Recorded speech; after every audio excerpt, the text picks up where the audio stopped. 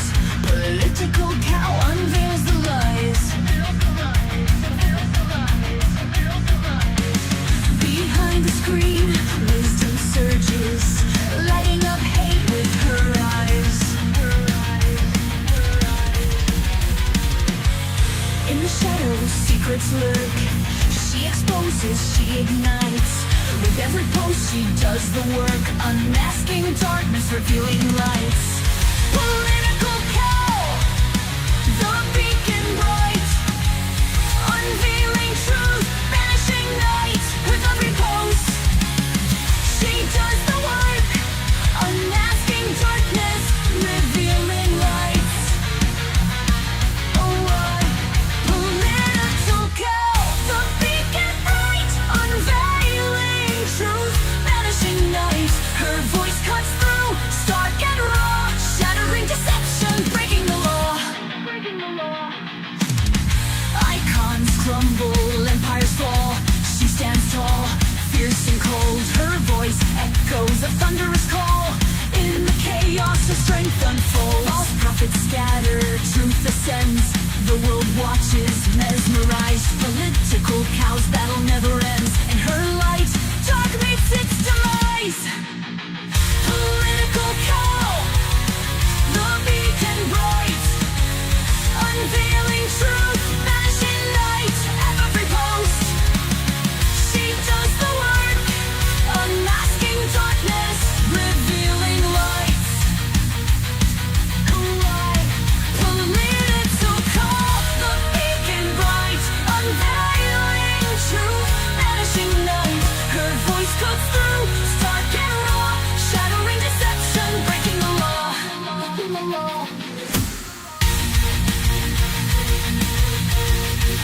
Political cow, political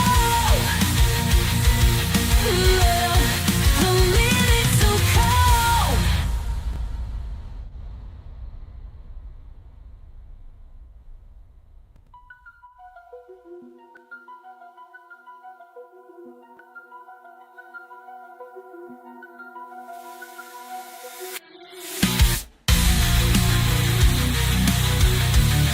Political cow, political cow, the beacon bright, unveiling truth, banishing night. Her voice cuts through, stark and raw, shattering deception, breaking the law. Breaking the law, breaking the law. Political cow, icons crumble, empires fall. She stands tall, fierce and cold. Her voice echoes a thunderous call. In the chaos, her strength unfolds. False prophets scatter, truth ascends. The world watches, mesmerized. Political cow's battle never ends. And in her light, dark meets its demise. False prophets scatter, truth ascends. Truth ascends. The world watches, mesmerized. Political cow's battle never ends. In her light, dark meets its demise.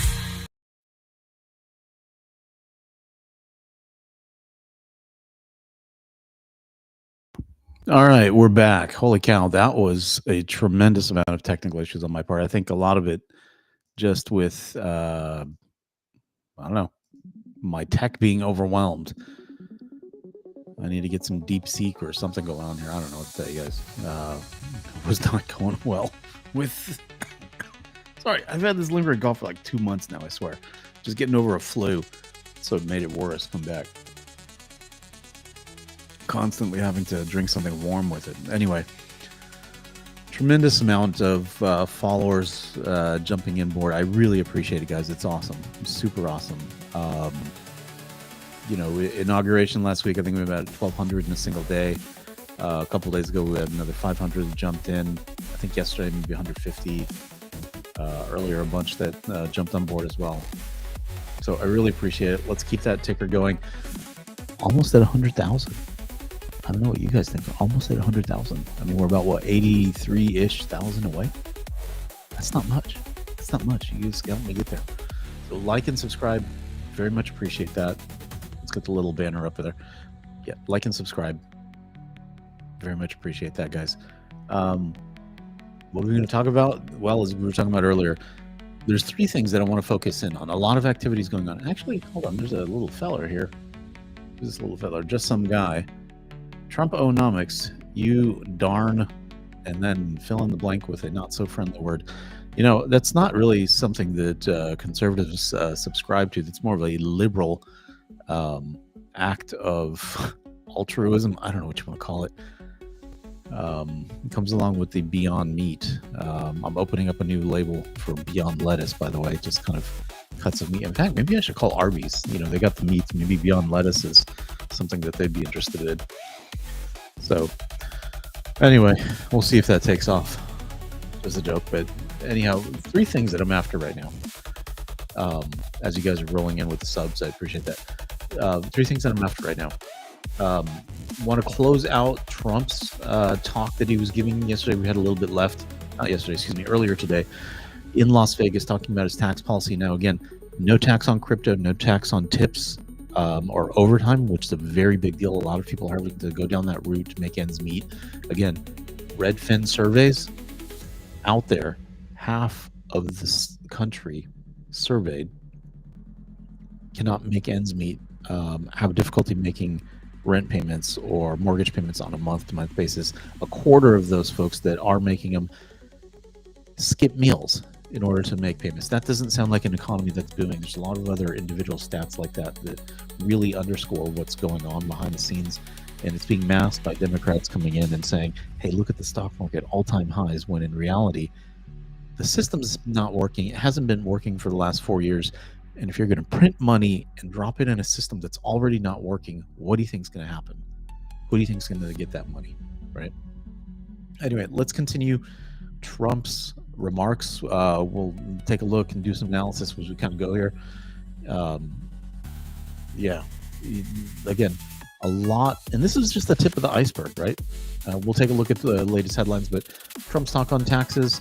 We got Vance on Face the Nation with Margaret Brennan, one of the most corrupt journalists that's out there. I'll show you a key example of that, and then we'll take a look at the White House Daily Briefing. The big three for right now. All right, without further ado, let's listen to Senor Trump and get things rolling again, hopefully. Strengthening the economy. And the no tax on tips builds on that momentum. And so we're so excited to support you in that effort. That's why we're here today. We stand with you to urge Congress to pass this proposal so that more than the 800,000 hotel workers who benefit from these from tips, many who are here in the room today, representing all types of jobs, from restaurant workers to housekeepers to bellhops and so many others, can take home more of the pay that they earn every day. So thank you for having us and for promoting this proposal.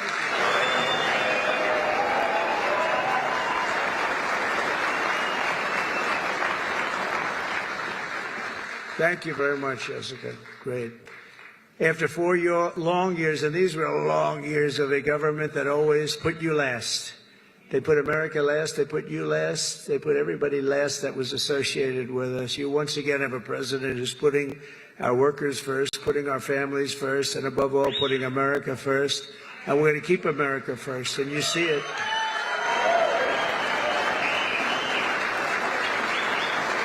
We're restoring our prosperity. We're restoring our borders. We're restoring our strength, our dignity, and our pride.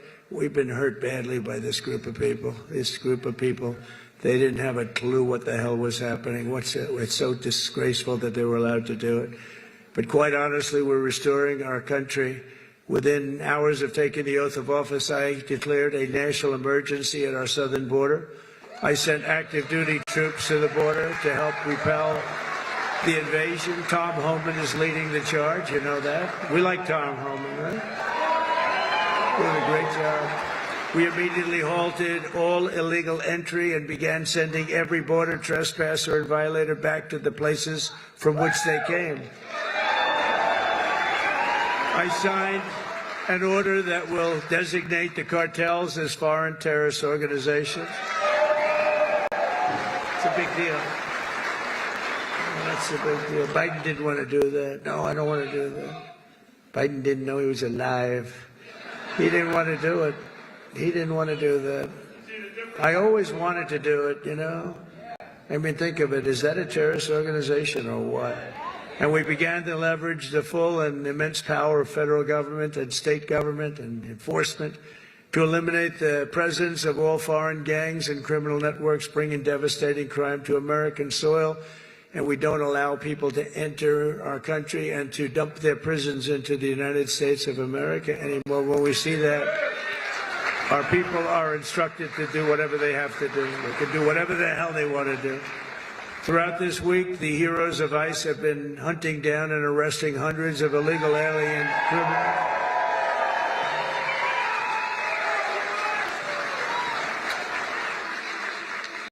And its immediate expulsion, including those with charges of convictions for rape, child sexual assault, terrorism, and even murder. Members of the savage Venezuelan prison gang known as Tren de Aragua. You know that gang? This is not a nice group of people. They formed in prison, and then they dumped their prisons into our country. So we had them. We had them all over the place. Ask Colorado, the governor of Colorado. He doesn't know what to do about it. They're all over the place. We'll get them out. We'll get them out.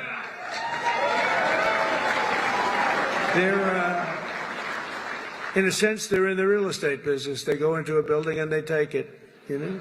See, when you buy a building, you have to go out and get a mortgage or use your own cash. They just go into a building and take it. And they actually said, well, it's not that bad. They haven't taken that many buildings. Can you imagine that? They haven't taken that many buildings. Oh, they're not that bad. But they're as bad as the bloodthirsty MS-13 gangs that we have gotten thousands and thousands of them out.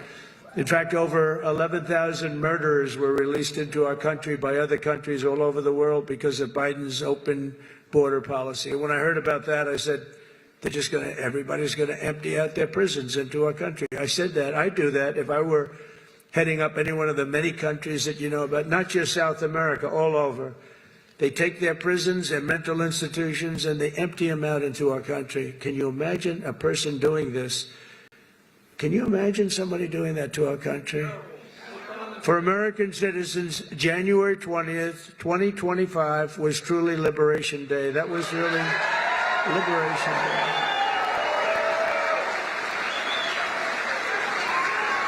This week, I also signed an order to end the weaponization of our government against American people and political people like me.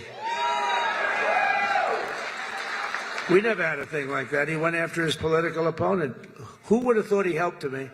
I think he helped me get elected, Joe. You want to know the truth? I became much more popular. I'm the only guy that ever became more popular when something like that happened. But these guys were just so inept. We had the guy deranged Jack Smith, deranged. He was a deranged human being.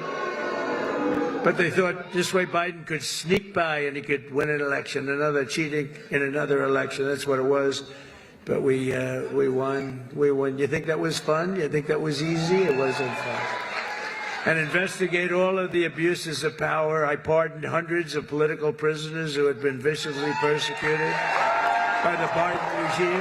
Hundreds of people were persecuted, including Christians, pro-life activists, 2 Washington, D.C. police officers just yesterday, whose lives were destroyed from chasing down a dangerous illegal alien criminal. And of course, I was very proud to pardon the J6 hostages.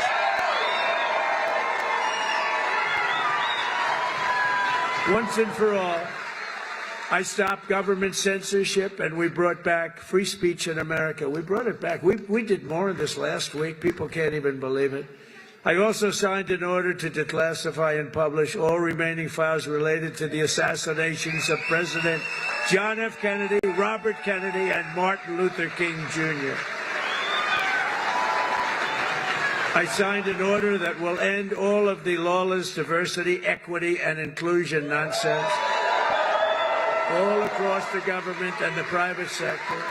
We abolished 60 years of prejudice and hatred with the signing of one order, all approved by the United States Supreme Court. We're allowed to do it because we are now in a merit-based world. We're a merit-based country. Did you ever think you were going to hear that again? It's based on merit. If you've got the talent, if you've got the work, the ethic, the whole thing, it's based now on, it's not based on any other thing, it's based on merit, it's based on your capability. The United States has now become, again, a meritocracy. Isn't that a beautiful word, a meritocracy? Based on merit. If you do your job well, you're going to go places. And I made it the official policy of the United States government that there are only two genders, male and female. Male and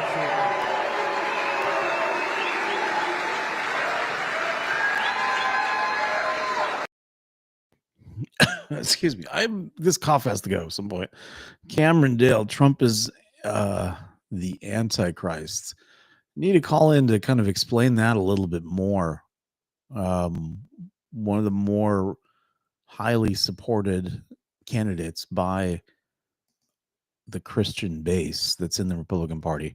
I'm not seeing that. So interested in understanding that thought process a little bit more, unless you're just throwing an insult, which case, fine, throwing an insult. But interesting comment. Thank you for sharing. Every single day of my term, we're living by the motto, promises made, promises kept. I kept my promises. It's why we won. It really is why we won. We won because of the past 4 years. We won because of that. But this is going to blow it away. Because when I came in, I had no experience. I didn't do this before. I never did this. I was never a politician before. I was talking J.D. Vance. By the way, hasn't he done a great job, J.D. Vance? Because J.D. went right to the Senate, and then he went to the vice president and said, J.D., you're really upwardly mobile. He said, you're more so than me. I said, why do you say that? He said, you went from being a real estate developer to the president. That's a pretty bad, I never thought of it that way. I guess I'm the most upwardly mobile politician in history. I didn't make any stops along the way. It will be the greatest honor of my life to serve not once, but twice, or 3 times, or 4 times.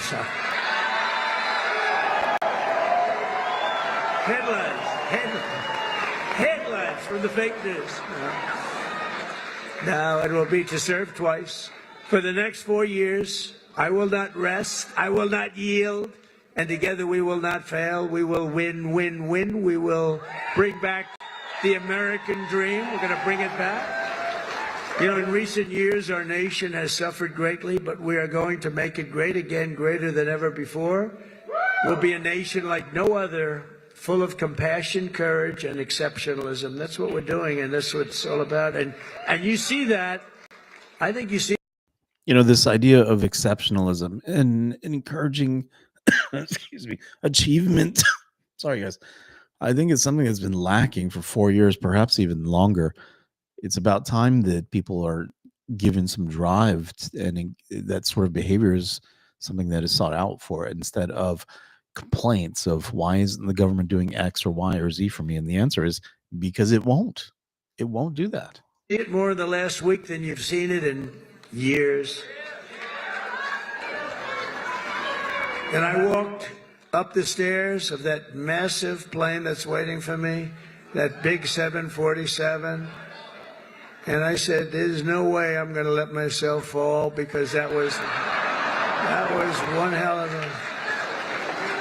That triple fall was a disaster. I would call that a political disaster. You can fall once, you can fall twice, but you can't fall 3 times. You can't fall 3 times. What a disaster. I'd use that in every ad I think I ever did. Our power will stop all wars and bring new spirit of unity to a world that's been angry, violent, and very unpredictable. America will be respected again and admired again, including by the people of religion, faith, and goodwill. We're bringing back religion in this country. We will be prosperous. We will be free. We will be bigger, bolder, and more ambitious than ever before. And together we will make America powerful again. Make America wealthy again.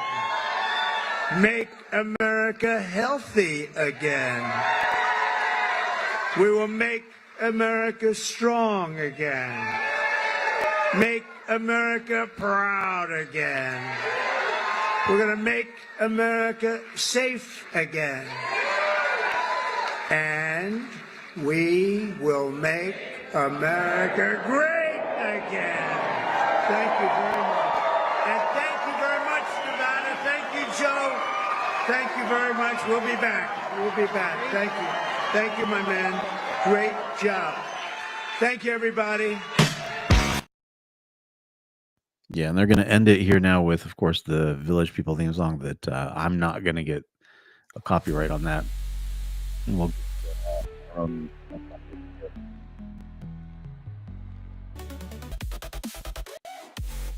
get my fancy news music going here that I've got created. But it was a wonderful speech. You see no tax on tips being the headline up there. That was the emphasis. Were on these specific points that he's landed on from a tax policy standpoint. I don't think it's the last we've heard of it. There's going to be a lot more that comes out, I think, in subsequent weeks. There has been talk early on of not just extending the existing cuts, but going further, bringing the rates down further, maybe even increasing those standard deductions, maybe adding more deductions. So one thing that they did talk about was the state and local tax cap standing at $10,000. I don't recall if I mentioned this while I was having some technical issues a little bit earlier or not, but the cap that's on that right now is really impacting a lot of folks because of inflation. Homes that were in the $400,000 range are now well into the millions potentially, depending on where you're at in the country. And that prices you out significantly out of a lot of stuff, right? So what we've got, people up against is how do they cope with this? How do they really get, housing that's affordable? How do they get themselves in a position to win? And it's going to come down to these types of things. So that $10,000 cap, of course, in some regions, it would require you to have $1 million home. But where I'm at in Texas, shoot, it's about 3%. So $1 million home here would put you in the $30,000 a year range for, real estate tax. If you could write that off, that would be tremendous for people. All right. So next setup here. And again, link in bio. Let me put this back up here. Link in bio. Link in the description. You can go to my link tree, which is also linked in my bio. If you want to call in, it's go.politicalcow.com/live, and it's live with a capital L. Click through that. You could jump in here if there's any topic that you want to discuss. Just express your thought process on what we're talking about now, or as we get into it a little bit later. I'll pick it up as soon as it comes up, and I'll try to get somebody, get folks in to kind of express their thoughts. Not trying to do gotcha stuff. I would like to ask a few questions just so that the viewers and stuff have an understanding of where you're coming from, but definitely like to take some live callers here. Software animator, appreciate the heart there. Very cool.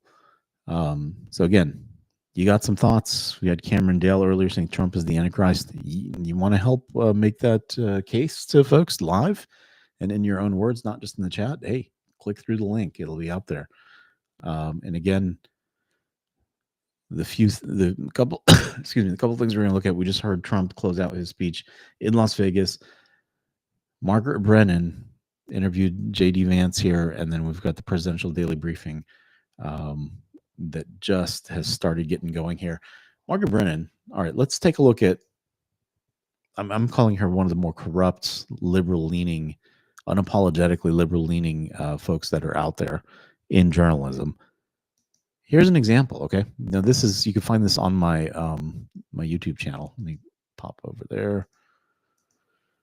You can find this on my YouTube channel. Let me bring it up a little bit bigger. Will it get big? Will that maximize? Okay, there we go. A little bit bigger. See if I can scoot that over. Come on, scoot over. No, it doesn't want to scoot over.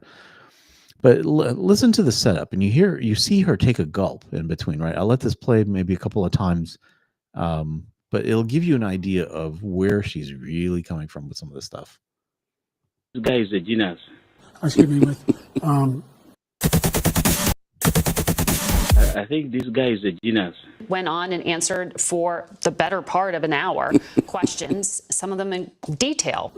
Look, if we finally beat Medicare. What?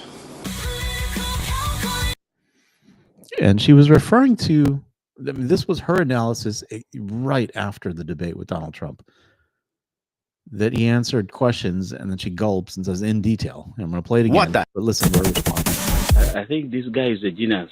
Went on and answered for the better part of an hour questions, some of them in detail. Look, if we finally beat Medicare. What? So you get to see, like, okay, when I say Margaret Brennan's corrupt, like, this is the kind of stuff I'm talking about. Like, clearly that everybody from, the hardcore Democrats, George Clooney, everybody openly acknowledged, like, yeah, that was a disaster. We need to make a change. And the change did happen. That's a different story. But, I mean, at least have some level of integrity and pride in yourself. I mean, watch her reaction again, though, right? She's trying so hard to create a false narrative. What the? I think this guy is a genius. Went on and answered for the better part of an hour questions, some of them in detail. Look, if we finally beat Medicare. What the? I think One this more guy time. is a genius. Went on and answered for the better part of an hour questions, some of them in detail. Look, if we finally beat Medicare. What? Yeah. So this is what we're dealing with. Margaret Brennan, right? She's the host of Face the Nation, right? Sunday morning talk shows. A lot of them are what set the stage for the week. A lot of political analysis happens. Famously, Tim Russert ran Meet the Press for many, many years. And now we've got folks like Margaret Brennan that are tasked with it. Chuck Todd has been run out of Meet the Press, thankfully, because he was terrible. He was on par with Margaret Brennan. I remember Margaret Brennan when she was in CNBC. I don't recall what her specialty was on the business news side of things. She was a general markets reporter. But again, you have to be factual. You have to be real when you talk about business news. It's not going to fly that you're giving a personally biased angle because people are trying to make money on that, right? So business news can't have this stuff mixed into it. But then, of course, she breaks away from that. And what do you have here? You have Margaret Brennan running Face the Nation. You have Erin Burnett has her own show on CNN. And they've really gone astray from what the original intent was of business news. So let's jump in, listen into the questions, do some analysis, watch body language and everything. And you can see right off the bat here, she's looking at him very tense, has a nice sheet of paper that she's got some, gotcha kind of questions she's going to throw out at him. And they're going to start with Pete Hegseth, right? Because that's the one that Tim Kaine said. And we got to watch that interview at some point again. Tim Kaine jumping, and you could check it out on my page. I've got it. But that particular segment of Tim Kaine jumping on Hegseth and then later on coming back and claiming some sort of moral victory over his very degrading line of questioning that he was trying to have. It was a tie. Bipartisan opposition, smallest margin since the job was created. You had to break that tie. If the nominee can't unite your party, how's he going to lead 3 million people?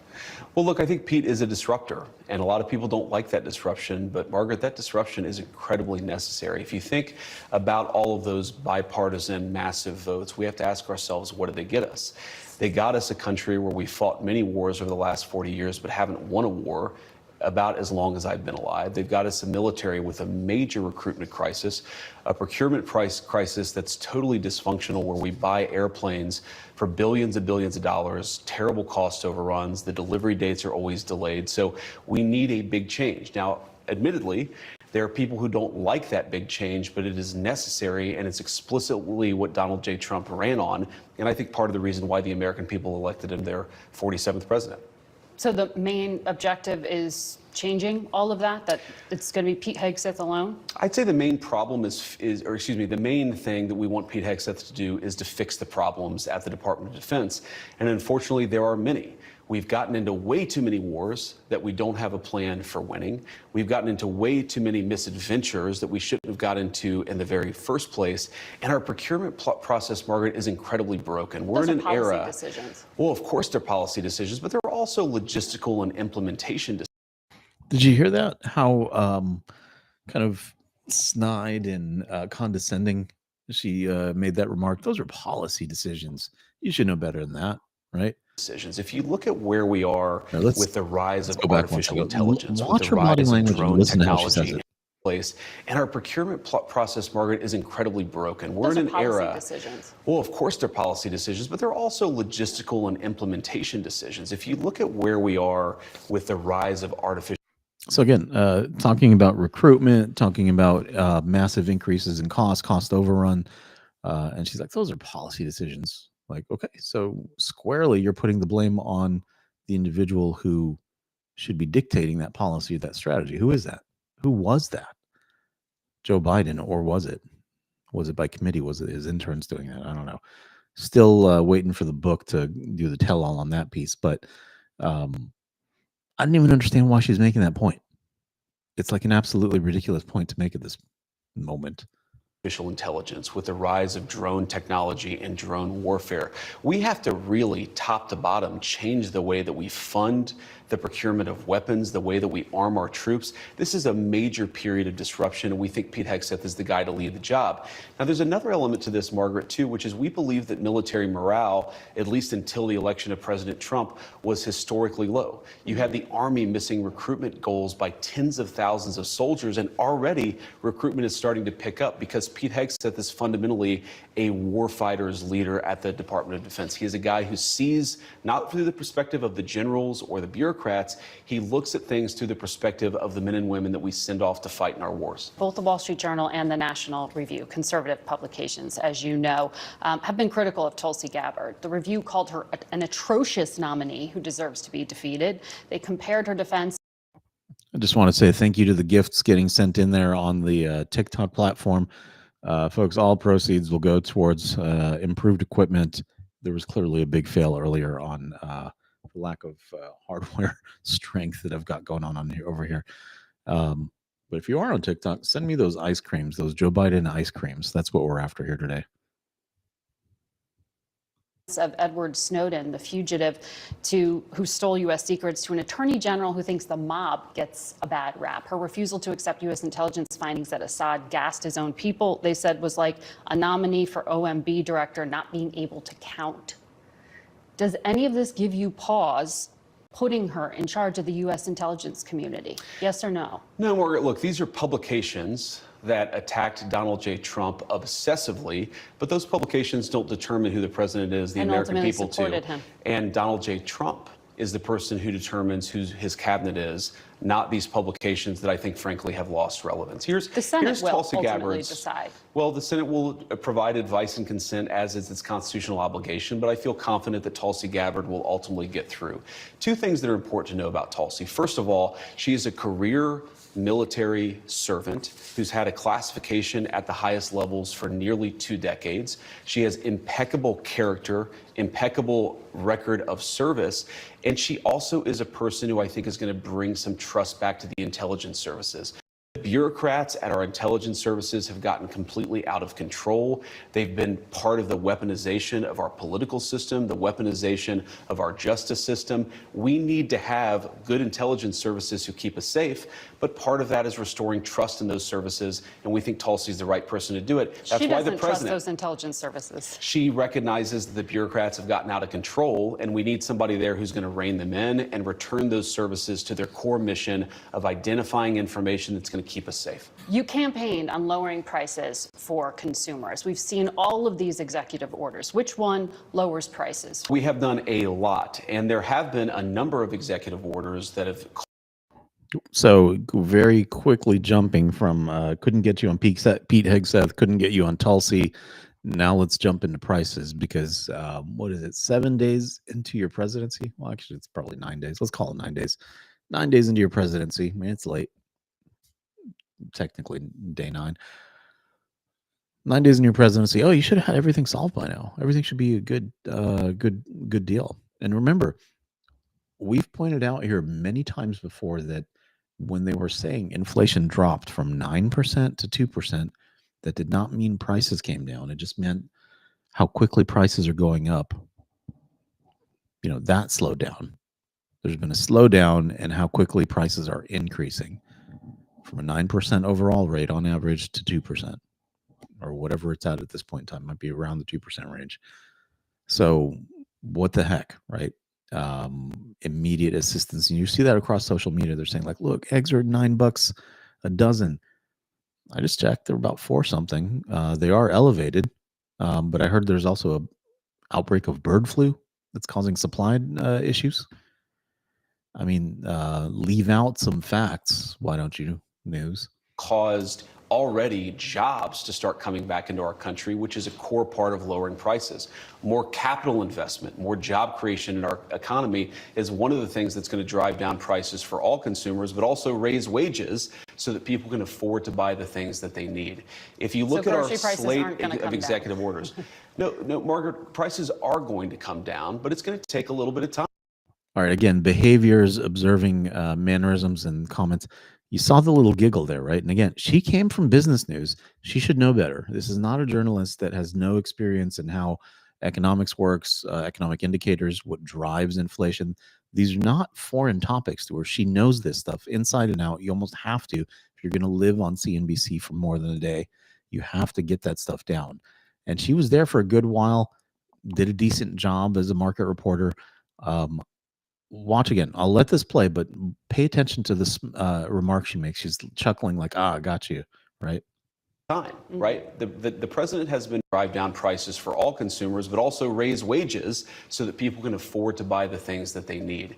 If you look at our slate of executive orders, no, Margaret, prices are going to come down, but so there you go, right? The misconstruing what's going on. You clearly know that, yeah, prices will not wholesale come down at this point.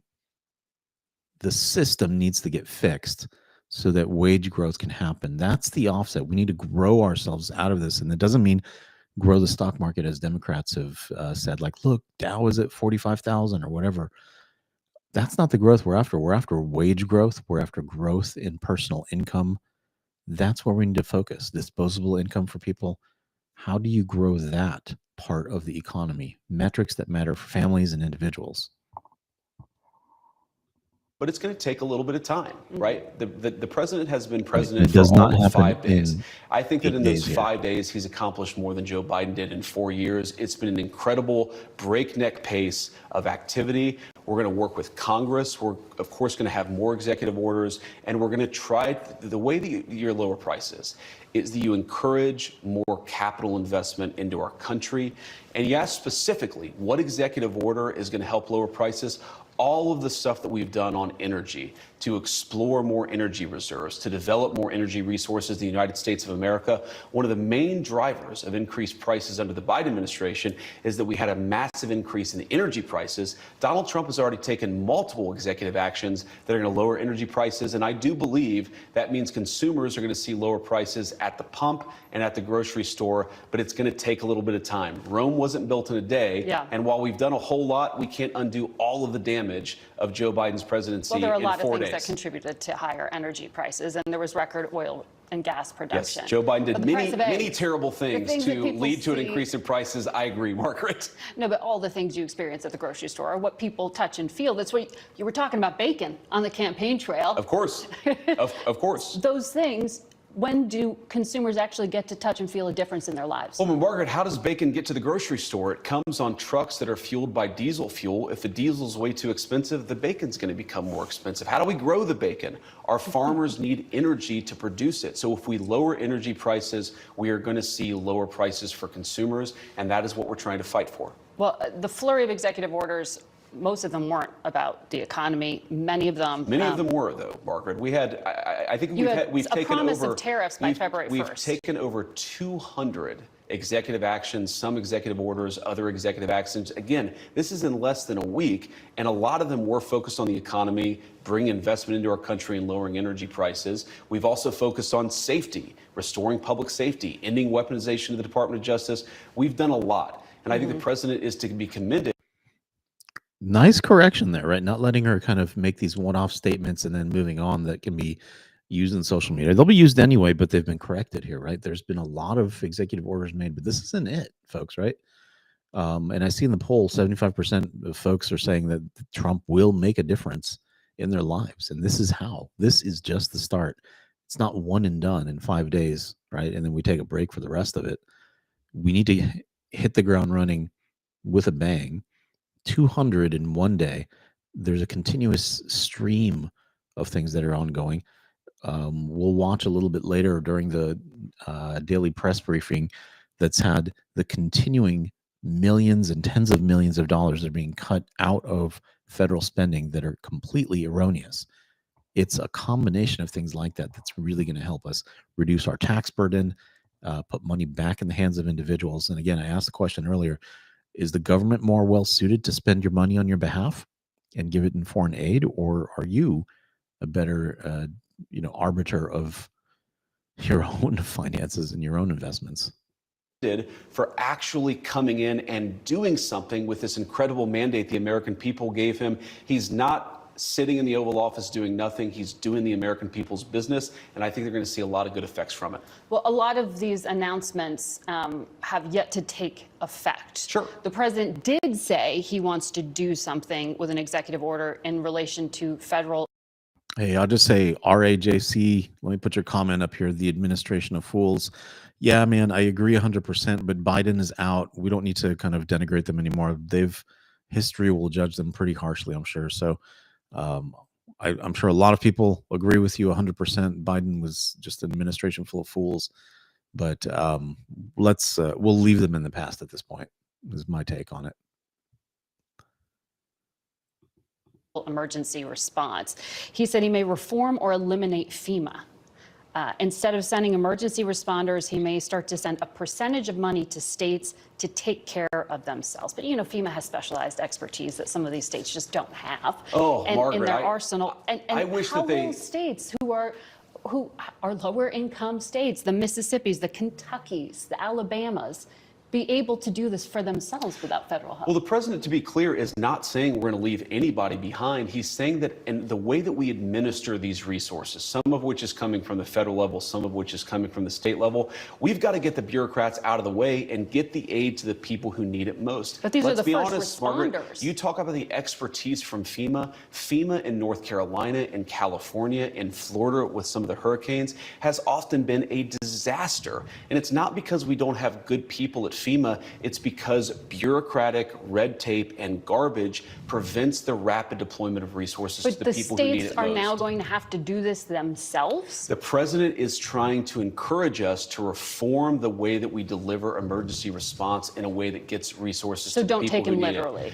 No, is what you're saying. We should take the president at his word that FEMA needs desperate reform, because it does. Margaret, when I went to North Carolina as VP-elect, but before we were sworn in, people would talk about how FEMA would get resources, food, medicine, water, to a warehouse, but then would have no plan to get it from the warehouse to the people in the mountains who were literally starving and thirsting to death.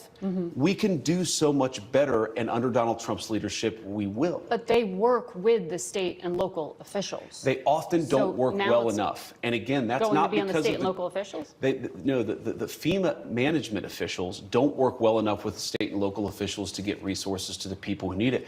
We should expect, and this is, I think, one of the fundamental premises of President Trump's leadership, the American people should expect more of their government. When there's a terrible disaster, they should expect food, medicine, and water to get to the people who need it. When there's a terrible fire in California, the fire hydrants ought to actually turn on. I am sick of the American people having such low expectations for their government. They should demand more of us, because this is the greatest country in the You just wonder, like, what is she fighting for? at this point? What is she protecting? What is she trying to push back against? There's nothing here that is outrageous. Excuse me, guys. Oh, this cough. There's nothing here that's outrageous. There's nothing here that's going to harm anybody. It's all working towards benefiting people, getting aid to them more quickly. I don't know why there's a need to push back so much. And to me, it comes down to this idea that I've chosen Democrat and I must help them win at any cost, regardless of the position. It's like a home team thing, right? Like, I want the Saints to win, but I want them to win the right way, And if for whatever reason they started to kind of lose their integrity and so forth, I may kind of drift away from that whole bit. Salary cap issues, I mean, whole other thing going on there. But it's a home team thing. This is like a sports scenario that's kind of unfolding with politics now. People that are hardcore Democrats, like Margaret Brennan here, that's all they're after. Anything it takes to allow her team to win, period. In the world, and that's what Donald Trump's leadership promises to bring back. So still count on the federal government, but watch that space. Let me ask you about another area that you campaigned on quite a lot, and there was a flurry of activity on, and that has to do with immigration. Sure. The U.S. Conference of Catholic Bishops this week condemned some of the executive orders signed by President Trump, specifically those allowing immigration. All right, observations. I don't know if you guys are noticing this. Can you see my mouse here?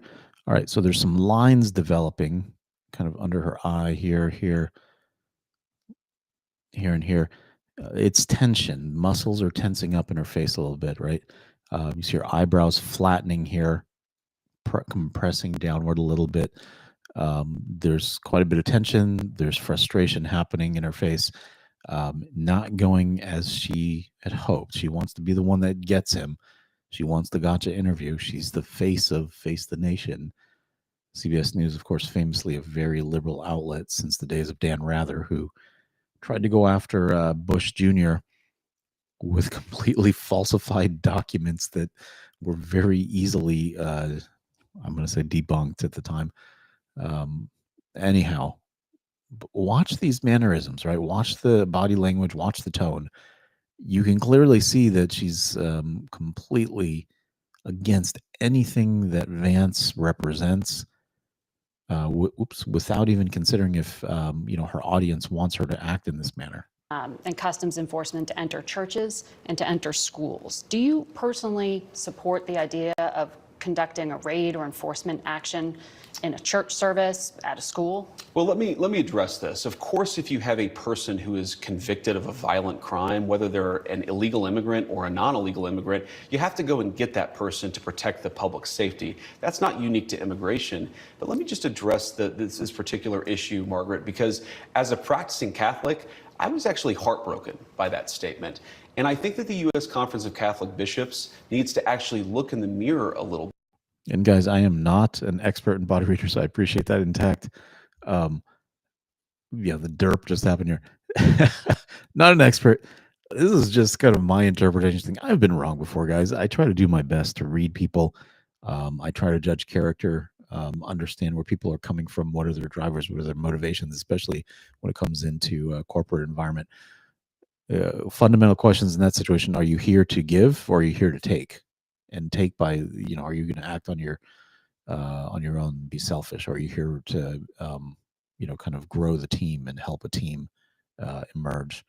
And so just some basic questions and observations and how you kind of put things out there.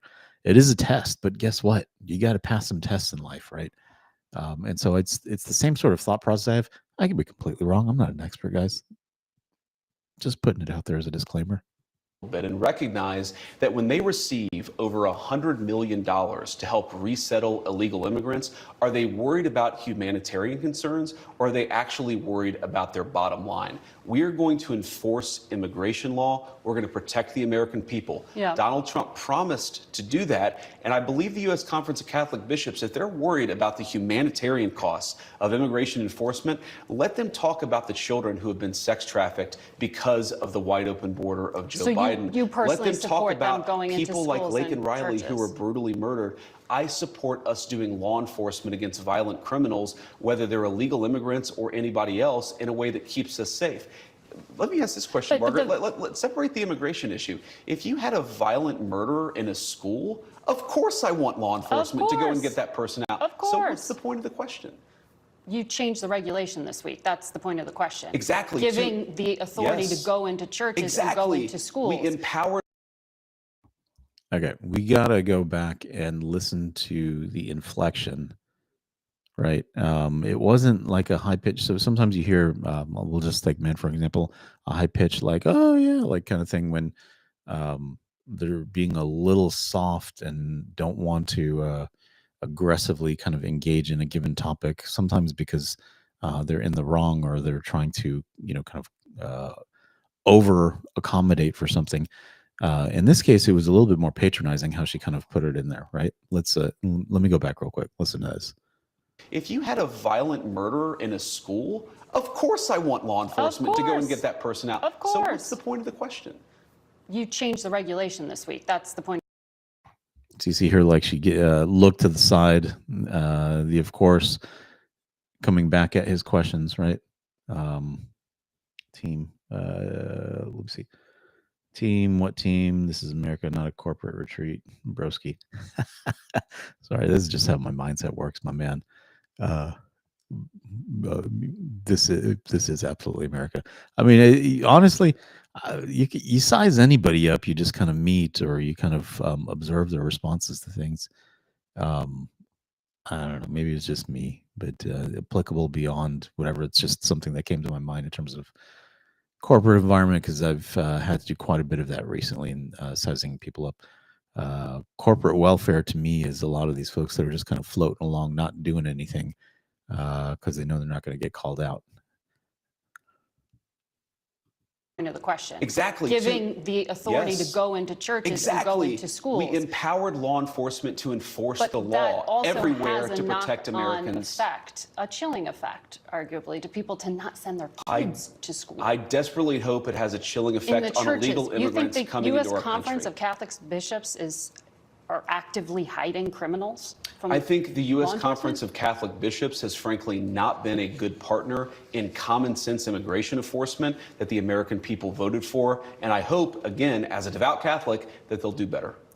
There are 5 legal challenges already to one of the other immigration actions, the order on birthright citizenship. A federal judge appointed by Ronald Reagan, I think you'd agree, has some conservative credentials, Sure.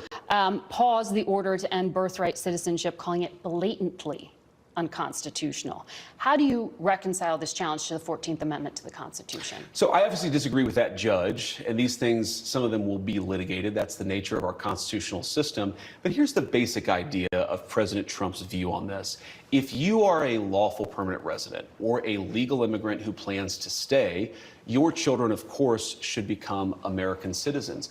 But let's say you're the child of an ambassador. You don't become... But that's not part of it. Well, that There's is already a carve-out an having to do important with kids of principle. diplomats. But we're saying that that carve-out should apply to anybody who doesn't plan to stay here. If you come here on vacation and you have a baby in an American hospital, that baby doesn't become an American citizen. If you're an illegal alien and you come here temporarily, hopefully, your child does not become an American citizen by virtue of just having been born on American soil. It's a very basic principle in American immigration law that if you want to become an American citizen and you've done it the right way, and the American people in their collective wisdom have welcomed you into our national community, then you become a citizen. But temporary residents, people who come in here, whether legally or illegally, and don't plan to stay, their children shouldn't become American citizens. I don't know any country that does that or why we would be different. Well, this is a country founded by immigrants.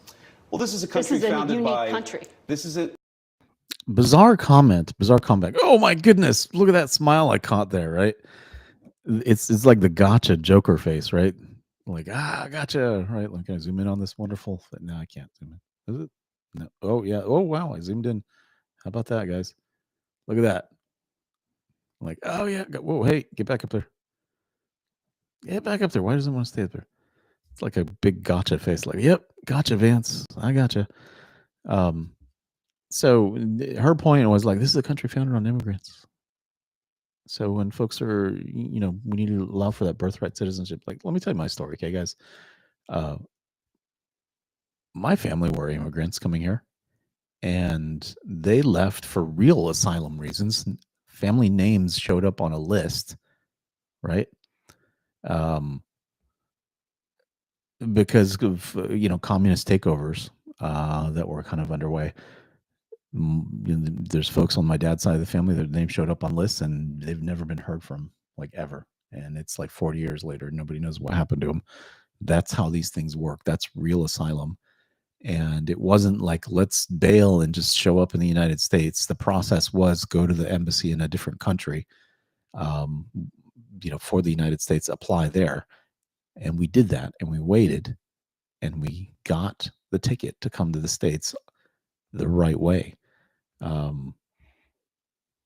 Went through the assimilation process, became citizens, the whole deal, right? There's a way to go about doing these things. Somebody just popping in here on a false claim of asylum, and day one that they cross the border, showing up and having a child, does that really give you an attachment to the United States such that it merits citizenship? Right? I don't remember the exact language, but there's some language either in the 14th Amendment or some of the legal cases around it that are centered around some sort of a tie being beholden to the government on behalf of on the part of the parents. And so that's the part that's kind of missing here. They probably won't go into that aspect of it here, but there's some need for a connection of the parents to the government. I don't have it off the top of my head, and I don't want to like start researching it here in front of you guys, but I think that's important, right? If you have a tie, a fundamental tie to the government, that's a different story. You got somebody, let's say, that's had a green card that's been here for, 3, 4, 5 years. They've got a tie to this government. They have been operating within the parameters that have been set out for them. That's a different scenario than somebody just pops in day one, has no interest in anything other than furthering their own well-being, no connection to the country, no desire to assimilate. It's problematic, and I don't know why assimilating has also become a negative word over time. It's not a negative word. It's we've had so much talk about American dream, American culture. Those were good things at one point in time. I don't know how they've become negative. Those are things that people looked forward to. I remember my grandmother learned English. She learned about the 13 colonies. She learned about the different pieces of the flag, what they represented. She enjoyed going to give her exam before she became a citizen. It was all like this great thing to her. And that was part of the process for her. She enjoyed every minute of it. What's wrong? What's changed since then? Right? That's what I can't sort out. Why have things fallen apart so significantly? Very unique country, and it was founded by some immigrants and some settlers. But just because we were founded by immigrants doesn't mean that 240 years later that we have to have the dumbest immigration. Yeah, just because we're founded by immigrants doesn't mean that we have to have the dumbest immigration policy. Let's see Margaret's face after that response. Policy in the world. No country says that temporary visitors, their children, will be given complete access to the benefits and blessings of American citizenship. America should actually look out for the interests of our citizens first. And that means, again, if you're here permanently and lawfully, your kid becomes an American citizen. If you're not here permanently, if you're not subject to the jurisdiction of the United States and don't plan to be, why would we make those people's children American citizens permanently? I want to ask you about refugee admissions, which were just suspended by the president. That has nothing to do with the U.S. border. Refugee screening takes 18 to 24 months to go through. They are heavily vetted. Left literally at the airport this week were thousands of Afghans, some of whom had worked with the United States government and were promised to come here. When you talked to us in August, you said, I don't think we should abandon anybody who's been properly vetted and helped us. Do you stand by that? Well, Margaret, I don't agree that all these immigrants or all these refugees have been properly vetted. In fact, we know that there are cases of... Did Margaret just try to call Vance out on the Afghan withdrawal that Biden executed and left all these people that had been vetted and working on our behalf, left all them hanging? Did she just try to throw that on him? I might have missed that there, but what was up with that? People who allegedly were properly vetted and then were literally planning terrorist attacks on our country. That happened during the campaign, if you may remember. So clearly not all of these foreign nationals but there are have been properly 30,000 vetted. people in the pipeline, Afghan refugees. But my primary Do you stand by concern it? as the vice president, Margaret, is to look after the American people. And now that So we no. know that we have vetting problems with a lot of these refugee programs, we absolutely cannot unleash thousands of unvetted people into our country. These It's people are not vetted. good. These people are vetted. Just like the guy who planned a terrorist attack in Oklahoma a few months ago, he was allegedly properly vetted, and many people in the media and the Democratic Party said that he was properly vetted. Clearly, he wasn't. I don't want my children to share a neighborhood with people who are not properly vetted, and because I don't want it for my kids, I'm not going to force any other American citizens' kids to do that either. No, and that was a very particular case. It wasn't clear if he was radicalized when he got here or while he was living here. I don't really But care, Margaret. I don't want that person in my country, and I think most Americans. I mean, Lord of mercy. Oh, we're not sure if he was radicalized before or after. Bottom line, nobody really cares. You know what I'm saying? Nobody really cares about that scenario. It's a little ridiculous, and it's just that thing that over time, it's unfortunate that 2.5 years have gone by now, and it's difficult to verify. Those folks that may have once been vetted, but now how do you verify that it's the person who says that who it is that they say they are? There's a lot of complications that come to the mix, and it's because of the execution problems that have happened along the way with the Biden administration. So unfortunately, there's a revetting that's necessary at this point. Americans agree with me. we'll be back in 1 minute with more of our interview with Vice. All right, let's see what we got here. Boom, boom. I don't want deodorant. Excuse me. I do have deodorant. I just don't want that deodorant. And had Merrick Garland's Department of Justice treat you like a gang member, you should be pardoned. We're back with more from our conversation with the Vice President. 2 weeks ago, you were on Fox News and you said if you protested peacefully on January 6th and had Merrick Garland's Department of Justice treat you like a gang member, you should be pardoned. If you committed violence on that day, obviously you shouldn't be pardoned. Did you counsel the president against these blanket pardons for 1,500 people? Well, Margaret, I noticed including those who committed violence. Margaret, I noticed that you cut off the thing that I said immediately after that. The full quote is that, of course, there are gray areas. And here's the nature of the gray area. Merrick Garland's Department of Justice denied constitutional. Wow. I mean, talk about folks that are going to call you out on your gotcha politics or your misconstruing statements that are made. It's the unfortunate nature of politics now that you have to be 100% all in, aware of everything that's said at any given moment, and challenge people like this. You cannot really get to speaking about your principles, core beliefs. You just not at least, you in these instances have to call out when there is somebody that's not really a journalist, but more of an activist in this case. Protections in the prosecutions.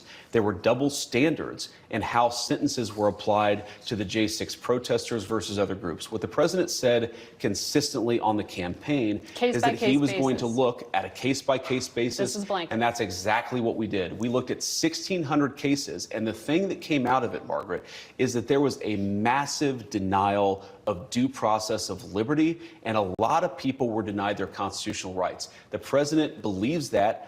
I believe that, and I think he made the right decision. Daniel Rodriguez used an electroshock weapon against a policeman who was dragged out of the defensive line by plunging it into the officer's neck.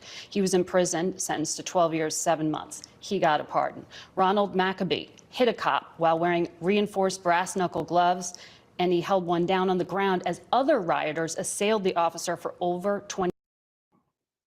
We got a friend here, KR. What is that? Starlinks. I'm starting to see your hat and your level of intelligence. Thank you. I really appreciate that. Very kind words. seconds, causing a concussion. If you stand with law enforcement, how can you call these people unjustly imprisoned? Margaret, you're separating, there's an important issue here. There's what the people actually did on January the 6th, and we're not saying that everybody did everything perfectly. And then what did Merrick Garland's Department of Justice do in unjustly prosecuting well over 1,000 Americans in a way that was politically motivated? Is violence like that against a police officer ever justified? Violence against a police officer is not justified, but that doesn't mean that you should have Merrick Garland's weaponized Department of Justice expose you to incredibly unfair process, to denial of constitutional rights, and frankly, to a double standard that was not applied to many people, including, of course, the Black Lives Matter rioters who killed over 24 people and never had the weight of a weaponized Department of Justice come against them. The pardon power is not just for people who are angels or people who are perfect. And of course, we love our law enforcement and want people to be peaceful with everybody, but especially with our good cops. That's a separate issue from what Merrick Garland's Department. So this is interesting. He's making more of a case against the Department of Justice, how it was run, and the lack of due process that was ubiquitous across all of these cases. Very unfortunate, right? That's, it's an interesting position to take. There's 1,500 of them or so. I'm not going to know every step of the way, but that's an interesting position to take.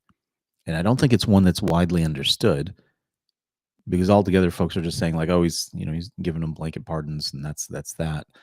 The point they're making, though, is that the Justice Department did not follow process, did not give due process to enable these folks' constitutional rights, to be adhered to, or to be for them to allow to exercise their constitutional rights along the way.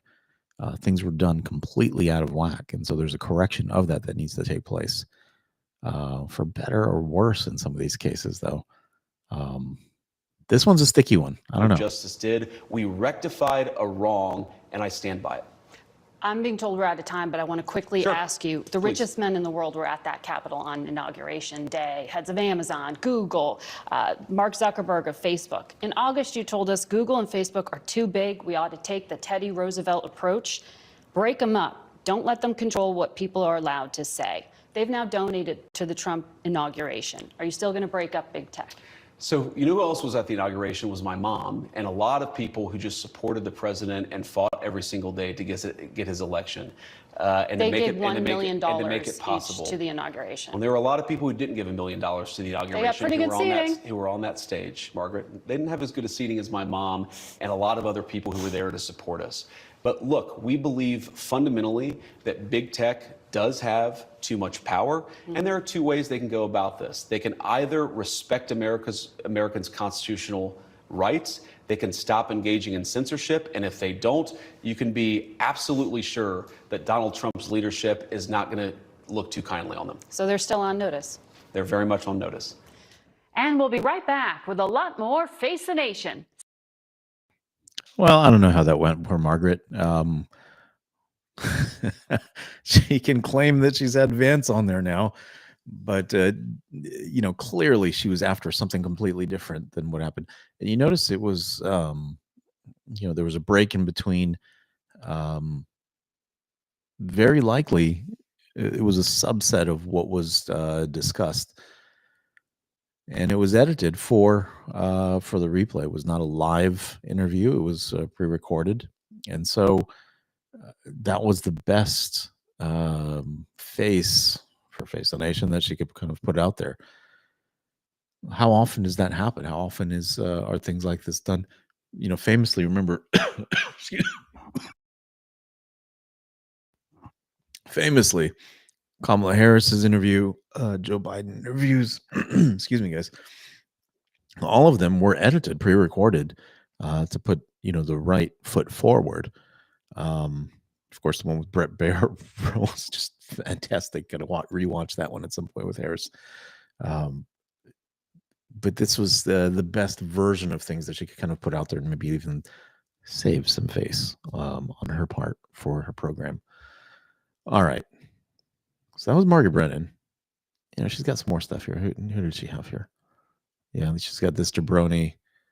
I don't know who that jabroni is.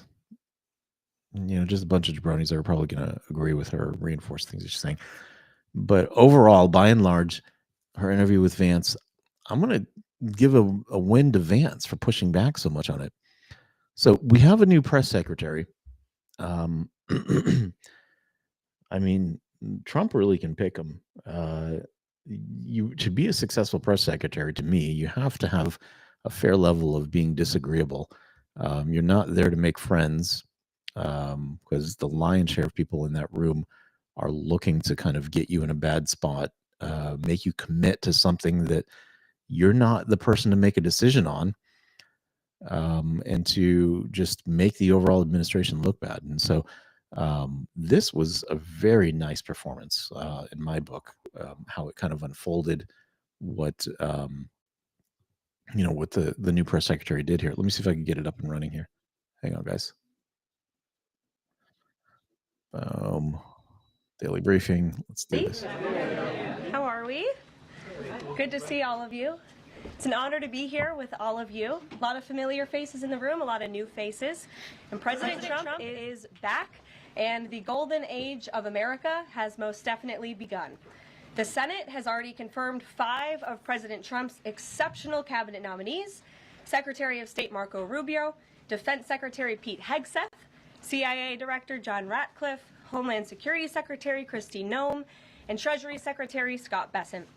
It is imperative that the Senate continues to confirm the remainder of the president's well-qualified nominees as quickly as possible. As you have seen during the past week, President Trump is hard at work fulfilling the promises that he made to the American people on the campaign trail.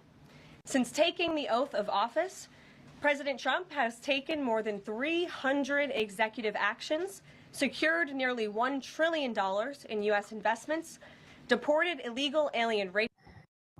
Let me tell you all real quick. I'm saying, why is this Trump? I'm going to paraphrase. Why this Trump dude hiding his face? I don't know. Let's see what I look like here. Boom, boom. Am I in here a little bit? Hey Siri, make the study lamps white. There we go. We'll just make it all white. There I am. I kind of like the blue light, guys. You know what I'm saying? So, I don't know. But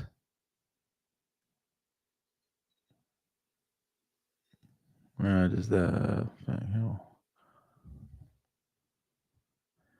All right, dude. That needs to get reported.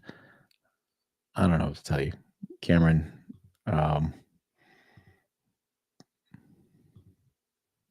That's wildly inappropriate. See you later.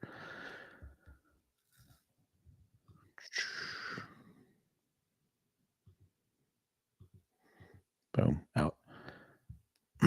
All right. Back to this content here. Hey, guys, like and subscribe the stream.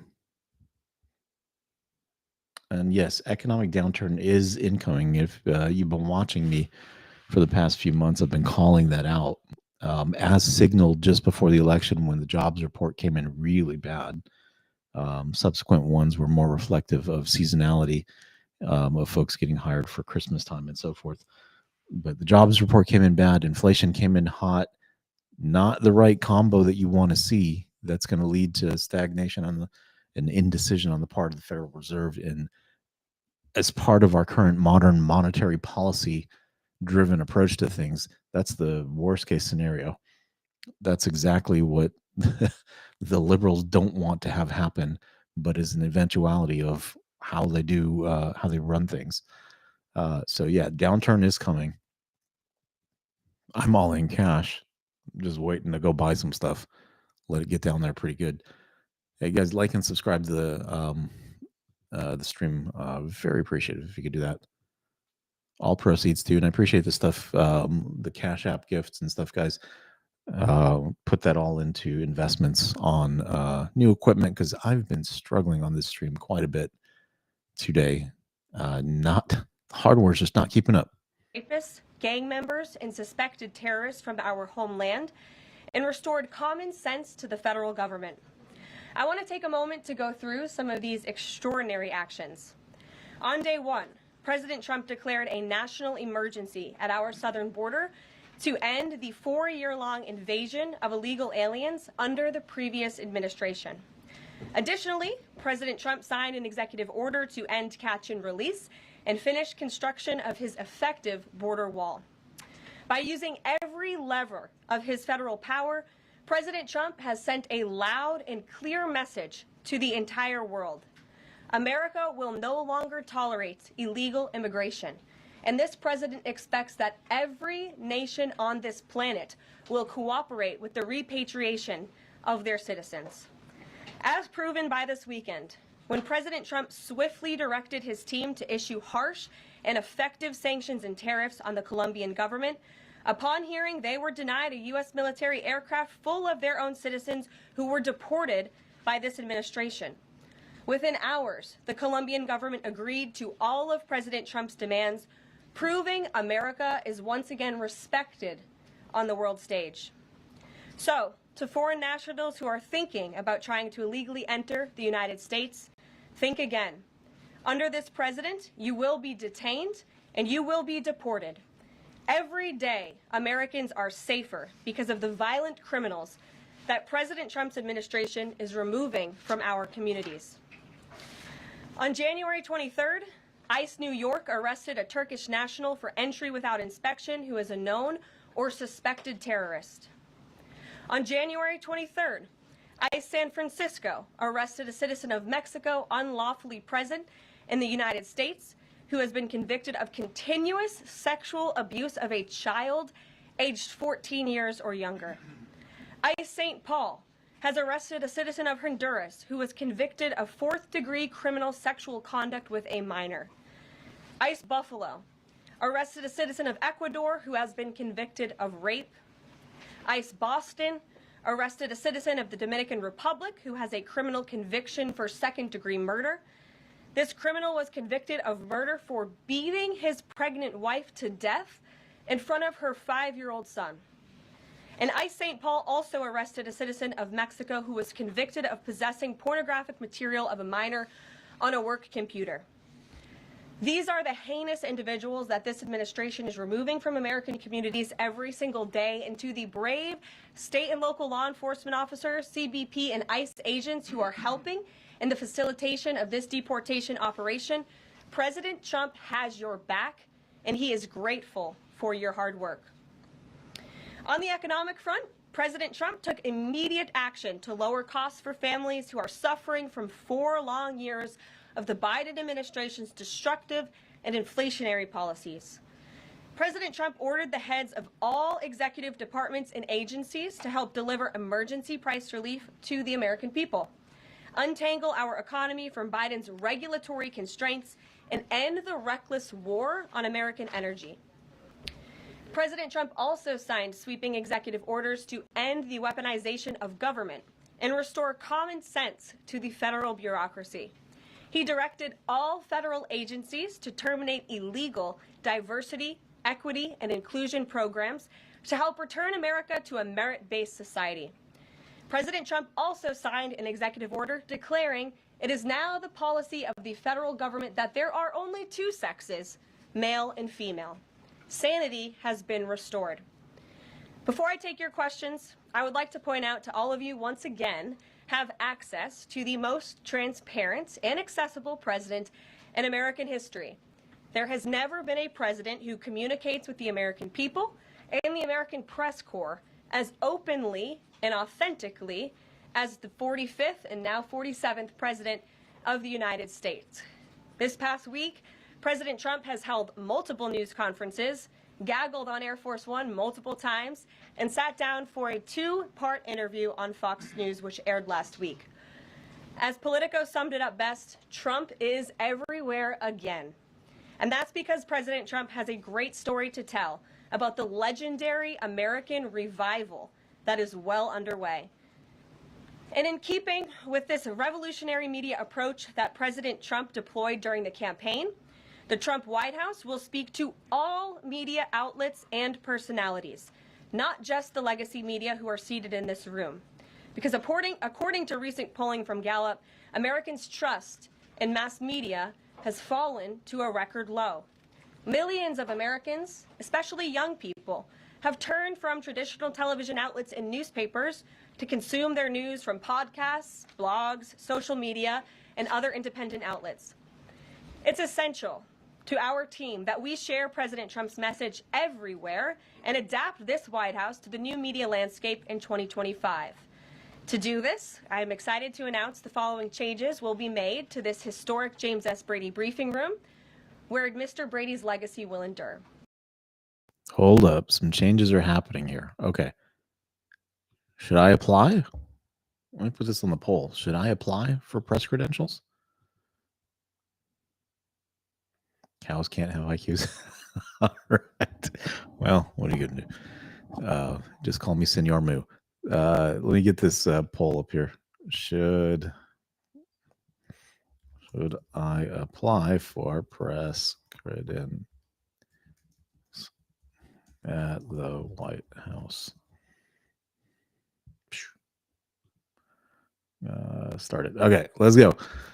Because, I mean, if influencers can do it, well, why the heck not? That'd be kind of cool.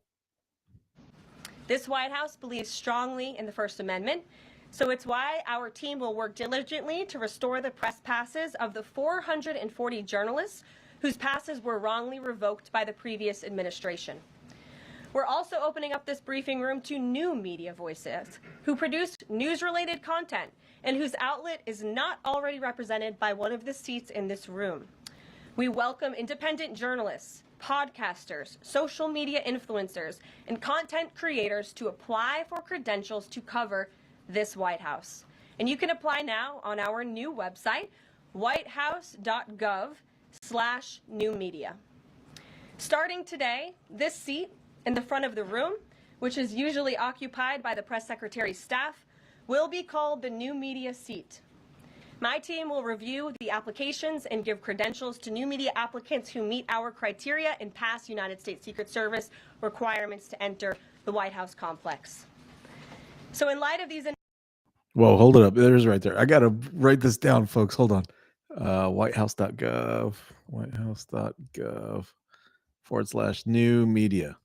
All right, I'm going to get this page up. Start filling out the form. Interested in joining the future of the White House briefing room?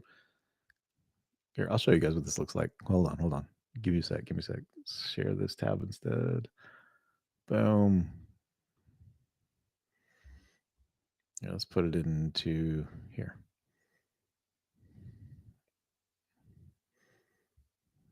Oh, come on. Get over here. Come on, hurry up. All right, there we go. Let's get that. Okay, interested in joining the future White House press briefing. Okay. First name, last name. Okay, it's just a basic form and you submit. Phone number, primary social account, enter 200 characters, email. I guess you give them a URL to it. Okay. Well, I'll apply. Let's see what happens, guys. You know what I'm saying? And if I am there, you will have been here the day that I applied. Announcements. Our first questions for today's briefing will go to these new media members whose outlets, despite being some of the most viewed news websites in the country, have not been given seats in this room. And before I turn to questions, I do have news directly from the President of the United States that was just shared with me in the Oval Office from President Trump directly, an update on the New Jersey drones.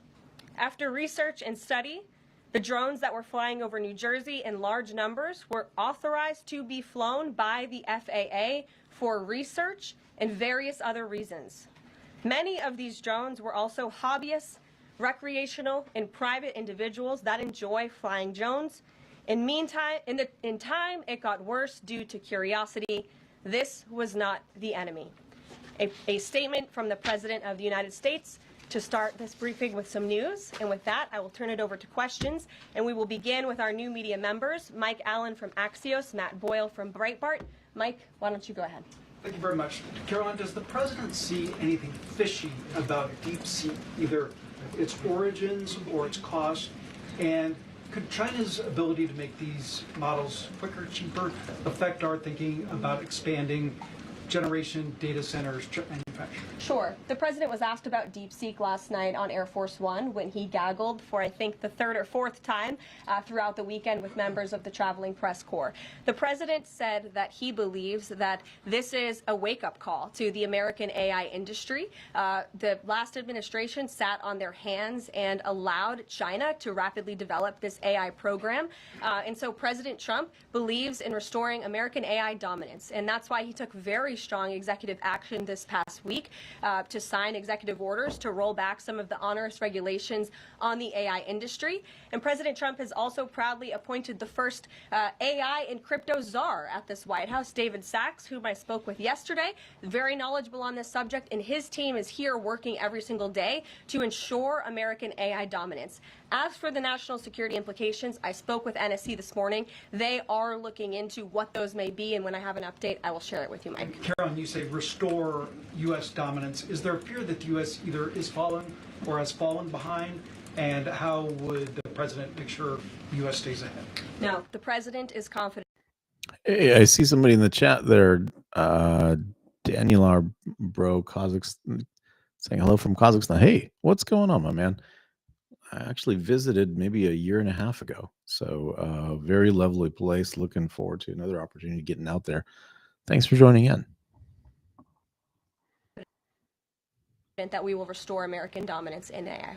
Yeah, so Caroline, first off, thank you to you and President Trump for actually giving voices to new media outlets that represent millions and millions of Americans.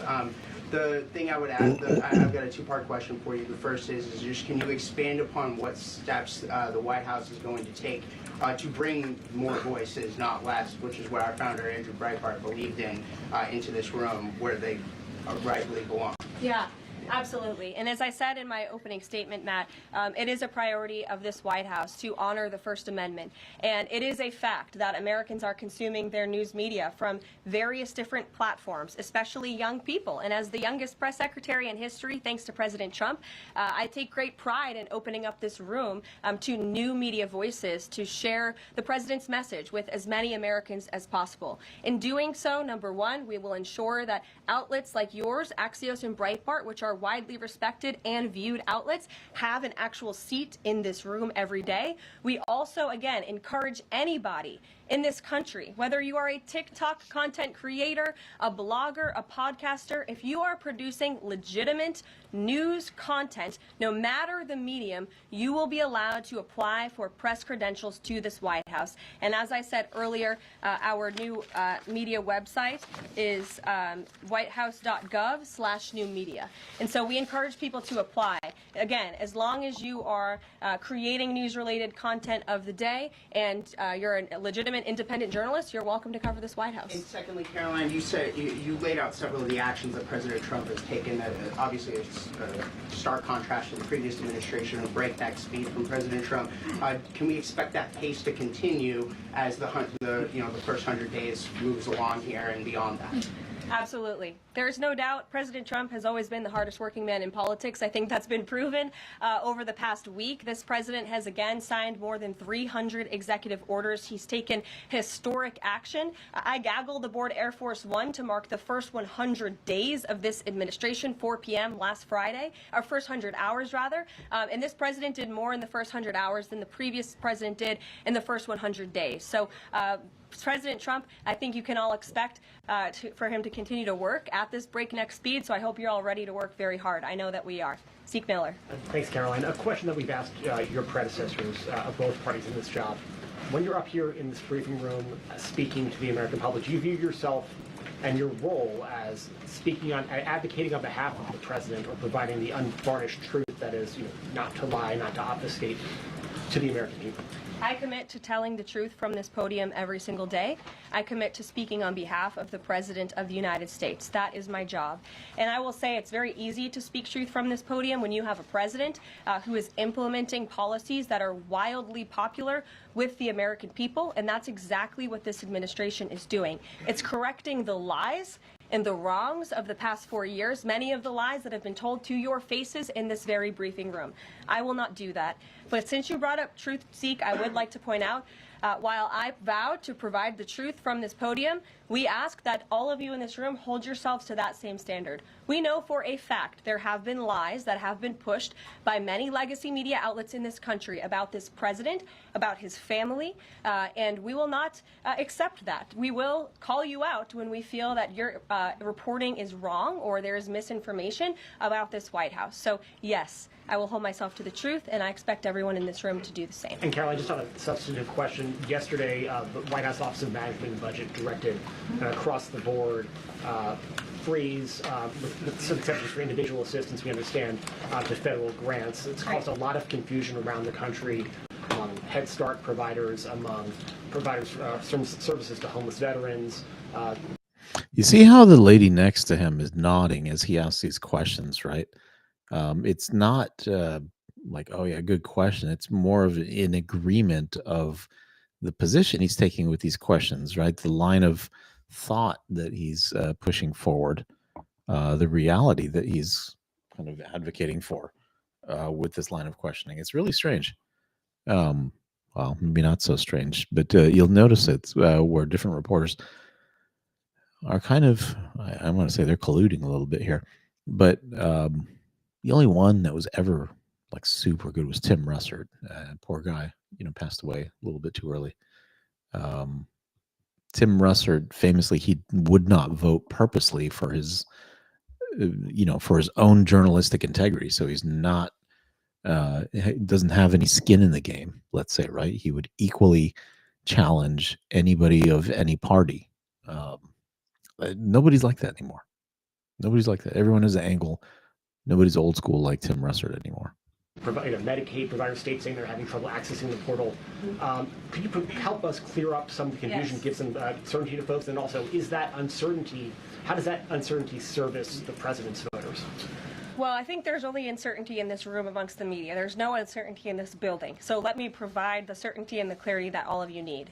This is not a blanket pause on federal assistance and grant programs from the Trump administration. Individual assistance, that includes, I'm not naming everything that's included, but just to give you a few examples, Social Security benefits, Medicare benefits, food stamps, welfare benefits, assistance that is going directly to individuals will not. Folks, let's take all a minute and send some good intentions over to Travis. He seems to be having a really bad day. So Travis, we hope your day improves. We hope your week improves and that there's increase on the way for you. Sorry you're hurting there, buddy. Be impacted by this pause. And I want to make that very clear to any Americans who are watching at home who may be a little bit confused about some of the media reporting. This administration, if you are receiving individual assistance from the federal government, you will still continue to receive that. However, it is the responsibility of this president and this administration to be good stewards of taxpayer dollars. That is something that President Trump campaigned on. That's why he has launched DOGE, the Department of Government Efficiency, who is working alongside OMB.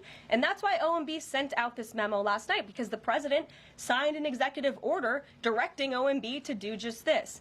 And the reason for this is to ensure that every penny that is going out the door is not conflicting with the executive orders and actions that this president has taken. So what does this pause mean? It means no more funding for illegal DEI programs. It means no more funding for the Green New scam that has cost American taxpayers tens of billions of dollars. It means no more funding for transgenderism and wokeness across our federal bureaucracy and agencies. No more funding for Green New Deal social engineering policies. Again, people who are receiving individual assistance, you will continue to receive that. And President Trump is looking out for you by issuing this pause because he is being good steward of your taxpayer dollars. Thanks, Caroline. Sure. How long is this pause going to last, and how is the Trump administration recommending that organizations that rely on federal funding make payroll, pay their rent in the meantime?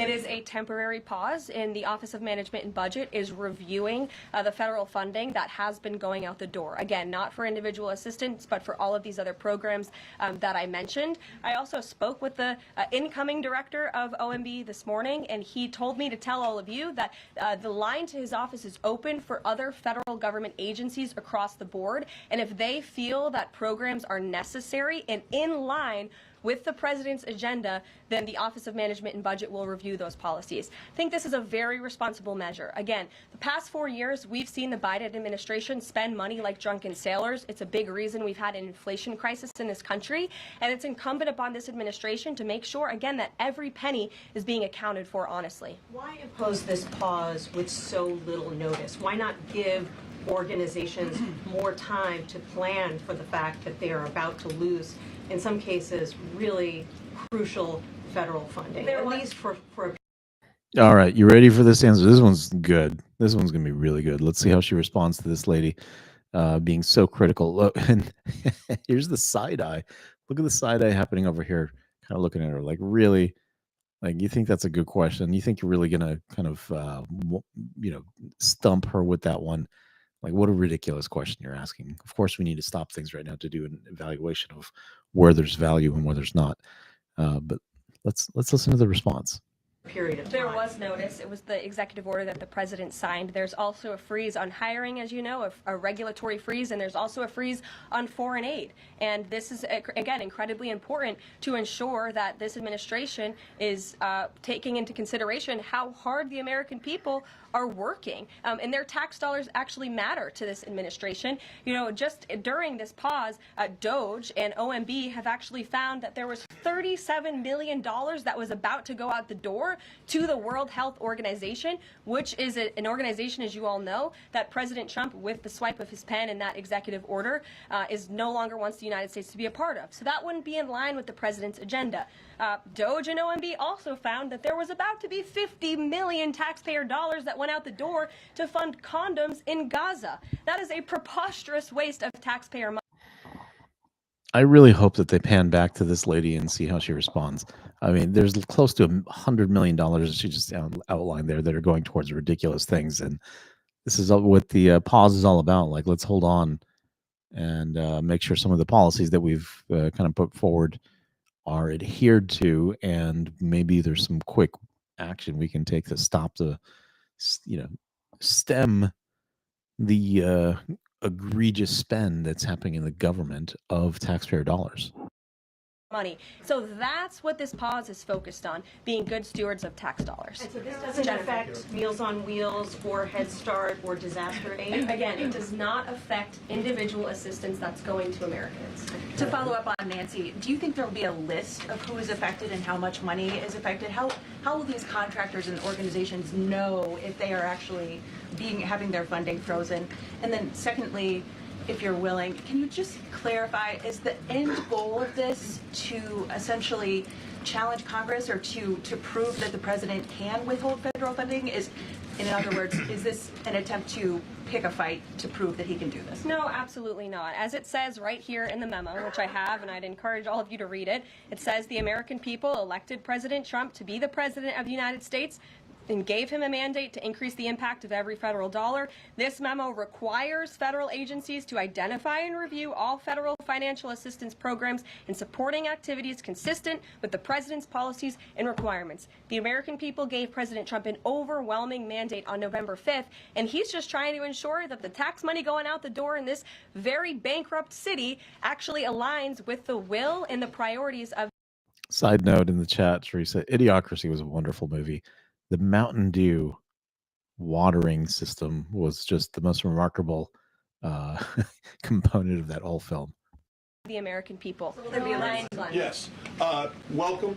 You look great. You're doing a great job. You talked about transparency, and some of us in this room know how just transparent President Trump has been the last 5 or 6 years. I think you'll do the same. My question is, do you think this latest incident with the president of Colombia is indicative of the global, powerful respect they have for President Trump moving forward, not only to engage in economic diplomacy with these countries, but also world peace? Mm-hmm. Absolutely. I'll echo the answer that the president gave on Air Force One last night when he was asked a very similar question by one of your colleagues in the media. This signifies peace through strength is back.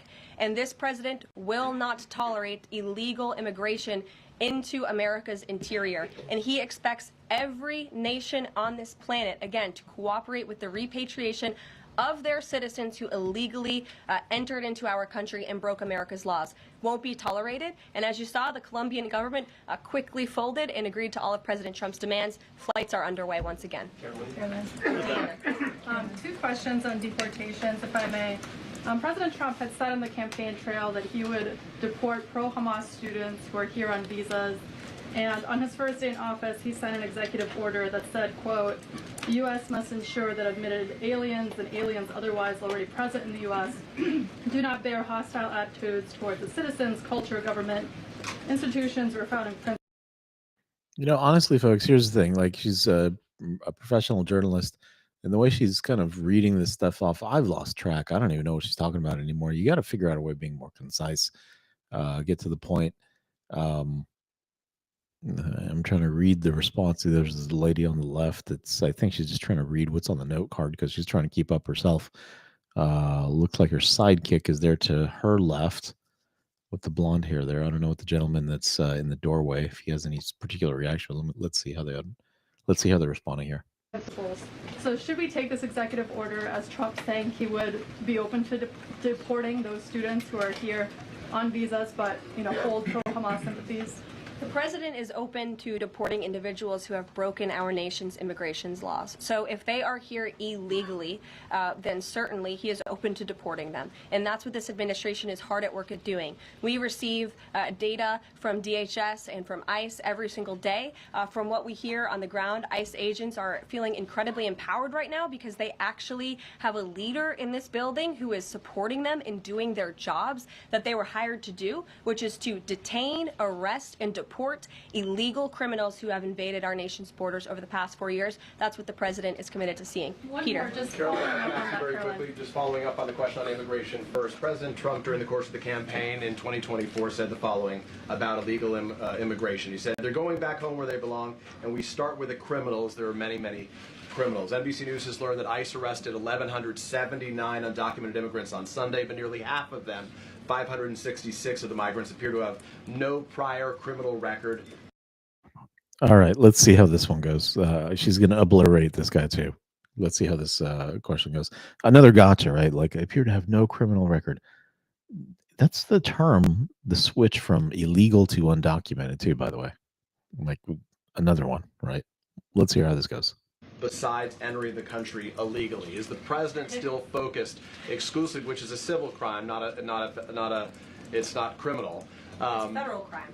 So I'm asking though. He said he was going to focus on those violent offenders first. So is violent offenders no longer the predicate for these people to be deported? The president has said countless times on the campaign trail, I've been with him at the rallies, I know you've been there covering them too, Peter, that he is focused on launching the largest mass deportation operation in American history of illegal criminals. And if you are an individual, a foreign national, who illegally enters the United States of America, you are, by definition, a criminal. And so therefore, you are subject to deportation. I apologize for interrupting. So to be clear, it's not violent criminals do not receive precedence in terms of the deportations taking place. The president has also said two things can be true at the same time. We want to deport illegal criminals, illegal immigrants from this country, but the president has said that, of course, the illegal criminal drug dealers, the rapists, the murderers, the individuals who have committed heinous acts on the interior of our country and who have terrorized law-abiding American citizens, absolutely, those should be the priority of ICE, but that doesn't mean that the other illegal criminals who entered our nation's borders are off the table. Understood. Then let me ask you a separate question about the confusion that still exists across the country right now as it relates to the freeze or the pause as it's described. President Trump, of course, ran one of the key policy items was that he was going to lower prices, lower the cost of everything from groceries, as he often said. But in many of the cases, it would seem that some of these moves could raise prices for real Americans on everything from low-income heating, that program, child care programs. Will nothing that the president's doing here in terms of the freeze in these programs raise prices on ordinary Americans? What particular actions are you referring to that would... I'm referring to LHEAP right now. That's the low-income heating program, for example. We can talk about... There's no clarity, so I could refer to a lot of them. We don't know what they are specifically. Can you tell us that LHEAP is not one of those... There's no clarity. I'm not going to refer to him specifically, but he's going to increase prices on people. Like, what are you talking about? Making stuff up. You saw the press secretary kind of grin there. Let's see what the response is. affected? So you're asking a hypothetical based on programs that you can't even identify. No, I just identified What I can There you go. Beautiful. You're asking a hypothetical on programs you can't even identify. Lovely. tell Well, you just to be is clear, that since you guys haven't identified, let's do it together, just for Americans at home. Medicaid, is that affected? I gave you a list of examples: Social Security, Medicare, welfare benefits, food stamps that will not be impacted by this federal pause. I can get you the full list after this briefing from the Office of Management and Budget. But I do want to address the cost cutting because that's certainly very important, and cutting the cost of living in this country. President Trump has taken historic action over the past week to do that. He actually signed a memorandum to deliver emergency price relief for American families, which took a number of actions. I can walk you through those. He also repealed many onerous Biden administration regulations. We know over the past 4 years, American households has been essentially taxed $55,000 in regulations from the previous administration. President Trump, with the swipe of his pen, rescinded those, which will ultimately put more money back in the pockets of the American people. So deregulation is a big deal. And then when it comes to energy, I mean, the president signed an executive order to declare a national energy emergency here at home, which is going to make America energy dominant. We know that energy is one of the #1 drivers of inflation, and so that's why the president wants to increase our energy supply to bring down costs for Americans. The Trump energy boom is incoming, and Americans can expect that. Please share that out. Thank you. Caroline, I think some of the confusion may be here with this pause on federal funding. You've made it clear you're not stopping funds that go directly to individuals, but there certainly are lots of organizations that receive funding and then may pass along a benefit. Meals on Wheels, for one. They provide meals for over 2.2 million seniors. What is the president's message to Americans out there, many of whom supported him and voted for him, who are concerned that this is going to impact them directly, even if, as you said, the funding isn't coming directly to their wallet? I have now been asked and answered this question 4 times. To individuals at home who receive direct assistance from the federal government, you will not be impacted by this federal freeze. In fact, OMB just sent out a memo to Capitol Hill with Q&A to clarify some of the questions and the answers that all of you are asking me right now. Again, direct assistance will not be impacted. I've been asked and answered about this OMB memo. There's many other topics of the day. Jackie Heimer. Direct assistance, Caroline, it's going to another organization and then trickling down. Direct assistance that is in the hands of the American people will not be impacted. Again, as I said to Peter, we will continue to provide that list as it comes to fruition. But OMB right now is focused on analyzing the federal government's spending, which is exactly what the American people elected President Trump to do. And one question on immigration, Caroline, on immigration. Of the 3,500 arrests ICE has made. Man, relentless. Lord have mercy. Asked the same question 2 different ways. So she's been asked that question 5 times. What has she got here? She's trying to go backtrack on the immigration question. Made so far since President Trump came back into office. Can you just tell us the numbers? How many have a criminal record versus those? Wait, haven't we been here already? Wasn't this question already asked, guys? So they keep drilling the same questions. It's been mentioned in the chat. Let's just keep reiterating the same ones. All right, let's see how happy she is with having to answer this one again for the 10th time.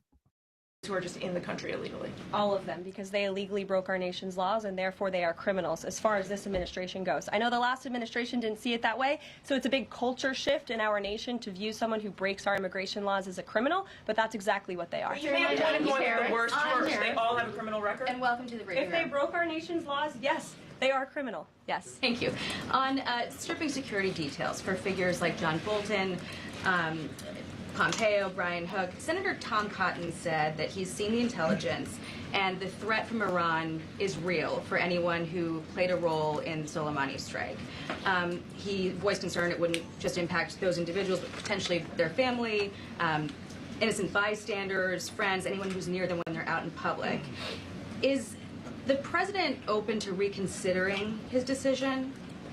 The president was asked and answered this yesterday, and he was firm in his decision despite some of the comments that you had referenced. And he's made it very clear that he does not believe American taxpayers should fund security details for individuals who have served in the government for the rest of their lives. And there's nothing stopping these individuals that you mentioned from obtaining private security. That's where the president stands on it. I have no updates on that. Is there any concern that this decision might jeopardize the administration's ability to hire the best advisors? Keep in mind, too, these individuals that they're talking about have net worths that are in the tens of millions, if not hundreds of millions, in the case of Fauci, of dollars. So having significant private security presences are not it's not something insurmountable for them. For these kinds of positions in the future. No, in fact, I've talked to the Presidential Personnel Office, who has told me directly that there is such an influx of resumes for this administration that it's incredibly overwhelming. There is no lack of talent for the Trump administration. Reagan, would he take any responsibility if anything happened to these people? Would he feel at all that his decision was a factor in that? The president was asked and answered this yesterday. I defer you to his Thanks, comments. Caroline. Reagan, since you're in the back row, I hear you. The back row hasn't gotten much attention in the last 4 years, so I'm happy to answer your question. And I can project. Does the president intend to permanently cut off funding to NGOs that are bringing illegal foreign nationals to the country, such as Catholic charities? I am actually quite certain that the president signed an executive order that did just that, and I can point you to that. One more, Caroline. President Trump issued an executive order on increased vetting for refugees in visa applications. Part of that order was considering an outright ban for countries that have deficient screening processes. Has the president considered yet which countries might fall into this category? Are countries like Afghanistan or Syria under consideration for a full ban? Yeah, so the president signed an executive order to streamline the vetting for visa applicants and for illegal immigrants in this country who are coming, of course, from other nations. It also directed the Secretary of State to review the process and make sure that other countries around the world are being completely transparent with our nation and the individuals that they are sending here. And so the Secretary of State has been directed to report back to the president. I haven't seen that report yet. We've only been here for a few days. One on the freeze in federal funding. Who advised the president on the legality of telling government agencies that they don't have to spend money that was already appropriated by Congress? Well, as the OMB memo states, this is certainly within the confines of the law. So White House counsel's office believes that this is within the president's power to do it, and therefore he's doing it. Okay, so they disagree with lawmakers who say that they don't have the power to freeze this funding. Again, I would point you to the language in the memo that clearly states this is within the law. And on what happened on Friday night, the administration fired several inspectors general without giving Congress the 30-day legally required notification that they were being fired. I think only 2 were left at DHS and the DOJ. And then yesterday we saw several prosecutors, I believe 12, fired from the Justice Department who worked on the investigations into the president. As you know, they are career prosecutors, therefore they are afforded civil service protections. How is the administration deciding which laws to follow and which ones to ignore? So it is the belief of this White House and the White House counsel's office that the president was within his executive authority to do that. He is the executive of the executive branch, and therefore he has the power to fire anyone within the executive branch that he wishes to. There's also a case that went before the Supreme Court in 2020, Scala Law LLC versus the Customs, Bureau Protection. I would advise you to look at that case, and that's the legality that this White House was resting on. So you're confident that if they bring lawsuits against you, the prosecutors will... Uh-oh. Someone else having a bad day here. The true one. I hope your day gets better. John says no pink camo for our troops. I'm sure there's going to be quite a few people that shed a tear over that. Fired, that they will succeed. We will win in court. And did he personally direct this, given they worked on Many the of whom are not classified going to be the documents troops. investigation and the election interference investigation? This was a memo that went out by the Presidential Personnel Office, and the president is the leader of this White House. So yes. Yes. Caroline. Caroline? Sure. Thank you. Congrats on your first day on the podium. Thank you. President Trump ended funding for UNRWA and also designated the Houthis a foreign terrorist organization. That's right. Both were decisions that the previous administration had reversed. So here's my question. Will there be an investigation into who gave the previous administration this terrible advice? Well, that's a very good point. I haven't heard discussions about such an investigation, but it wouldn't be a bad idea considering that the Houthis certainly are terrorists. They have launched attacks on U.S. naval ships across this world, and so I think it was a very wise move by this administration to redesignate them as a terrorist group, because they are, and I think it was a foolish decision by the previous administration to do so. As for an investigation, I'm not sure about that, but it's not a bad idea. Josh. Thank you for the question. I appreciate it. Can you give us an update on the president's plan for his tariff agenda. He spoke a lot about this yesterday, and there's a couple of dates coming up that he's spoken to. Number one, February 1st, he's alluded to both the potential for tariffs for Canada and Mexico, but also China to take effect on those days. What's he thinking about that? Yeah. Should those countries expect that? Again, he was asked and answered this question this past weekend when he took a lot of questions from the press, and he said that the February 1st date for Canada and Mexico still holds. What about the China 10% tariff that he also had mused about last Tuesday going into effect on the same day? Yeah, the president has said that he is very much still considering that for February 1st. Separately, yesterday he talked also about sectoral tariffs on, for instance, pharmaceuticals as well as semiconductor computer chips. He talked about steel, aluminum, and copper. What's the timeline on those? Is that a similar sort of coming days thing? Yeah, so when the president talked about that in his speech yesterday, that actually wasn't a new announcement. That was within a presidential memorandum that he signed in one of the first days here in the White House on his America First trade agenda. So there's more details on those tariffs in there. As far as a date, I don't have a specific date to read out to you, but the president is committed to implementing tariffs effectively, just like he did in his first term. Finally, he also was asked on the plane when he gaggled about the potential for a universal tariff. He was asked maybe about 2.5%. There was a report about that. He said he wanted much bigger than that. Should we understand that these tariffs would add up? You know, in other words, you might have country-specific tariffs like Canada, Mexico, China. You might have sectoral tariffs like on pharmaceuticals, as well as a potential universal tariff on top of that. Do these stack on one or the other, or would one sort of take precedence over another? All I can point you to is what the president has said on this front. The February 1st date for Canada and Mexico, also the China tariff that he has discussed. He rejected the 2.5% tariff. He said that was a little bit too low. He wants it to be higher. I'll leave it to him to make any decisions on that front. Phil Eichmann. What the Mexicans and Canadians have done so far, do you have any comment on whether that has met the bar, what he wants to see on fentanyl? Thank you. I won't get ahead of the president again on advocating to foreign nations on what they should or shouldn't do to get away from these tariffs. The president has made it very clear, again, that he expects every nation around this world to cooperate with the repatriation of their citizens. And the president has also put out specific statements in terms of Canada and Mexico when it comes to what he expects in terms of border security. We have seen a historic level of cooperation from Mexico, but again, as far as I'm still tracking, and that was last night talking to the president directly, February 1st is still on the books. Phil. Thank you, Caroline.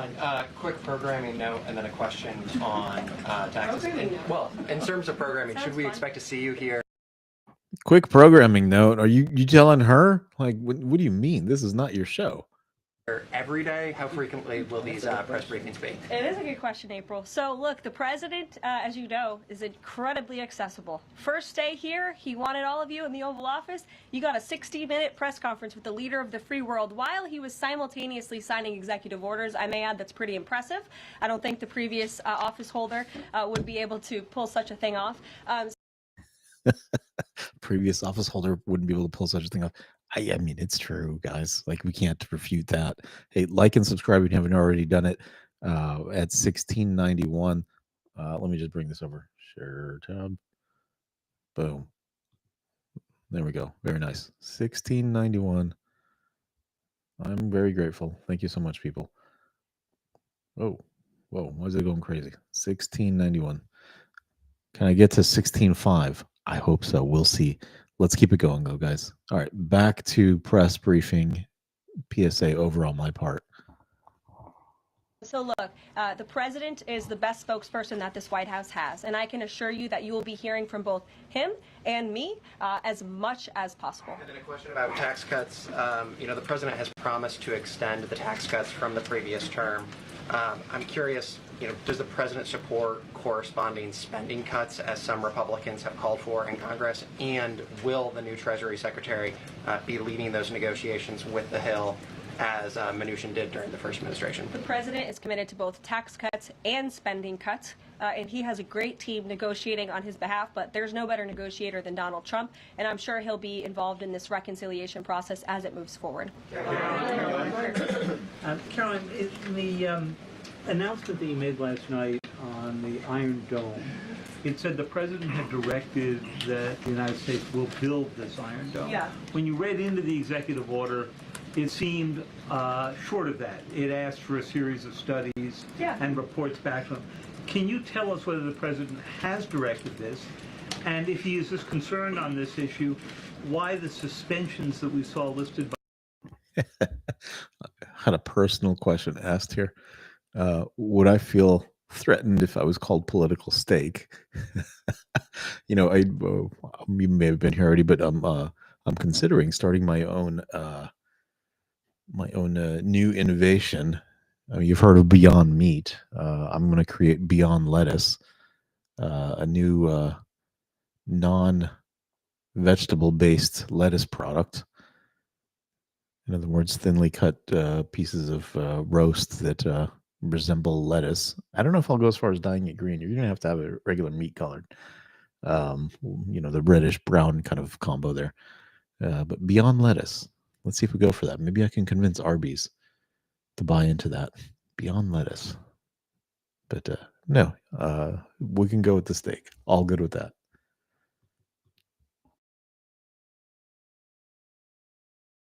By OMB included so many different nuclear programs, non-proliferation programs, programs to blend down nuclear weapons, and so forth. First of all, when it comes to the Iron Dome, the executive order directed the implementation of an Iron Dome. It also, as you said, kind of directed research and studies to see if or how the United States can go about doing this, particularly the Department of Defense. When it comes to the other question that you asked about those specific programs, again, I would say this is not a ban. This is a temporary pause and a freeze to ensure that all of the money going out from Washington, D.C. is in line with the president's agenda. And as the Office of Management and Budget has updates on what will be kickstarted once again, I will provide those to you. Can you just clarify for a sec what you were saying before on Medicaid? It wasn't clear to me whether you were saying that no Medicaid would be cut off. Obviously, a lot of this goes to states before it goes to individuals and so forth. So are you guaranteeing here that no individual now on Medicaid would see a cutoff because of the pause? All right, guys, I think it was like a minute. It was a minute or something like that. Check this out. You guys are awesome. Holy cow. Like a minute. Outstanding stuff. I really appreciate it, guys. Thank you so much for that. Just wanted to bring that up. Back to it here. I'll check back. Back to the analysis. John. Thanks a lot, Caroline. As you know, in the first week that the president was in office, signed an executive order as it relates to birthright citizenship, trying to eliminate that. Now, 22 state attorney generals have said that this is unconstitutional. A federal judge has just agreed with their argument. What's the administration's argument for doing away with birthright citizenship? The folks that you mentioned have a right to have that legal opinion, but it is in disagreement with the legal opinion of this administration. This administration believes that birthright citizenship is unconstitutional, and that is why President Trump signed that executive order. Illegal immigrants who come to this country and have a child are not subject to the laws of this jurisdiction. That's the opinion of this administration.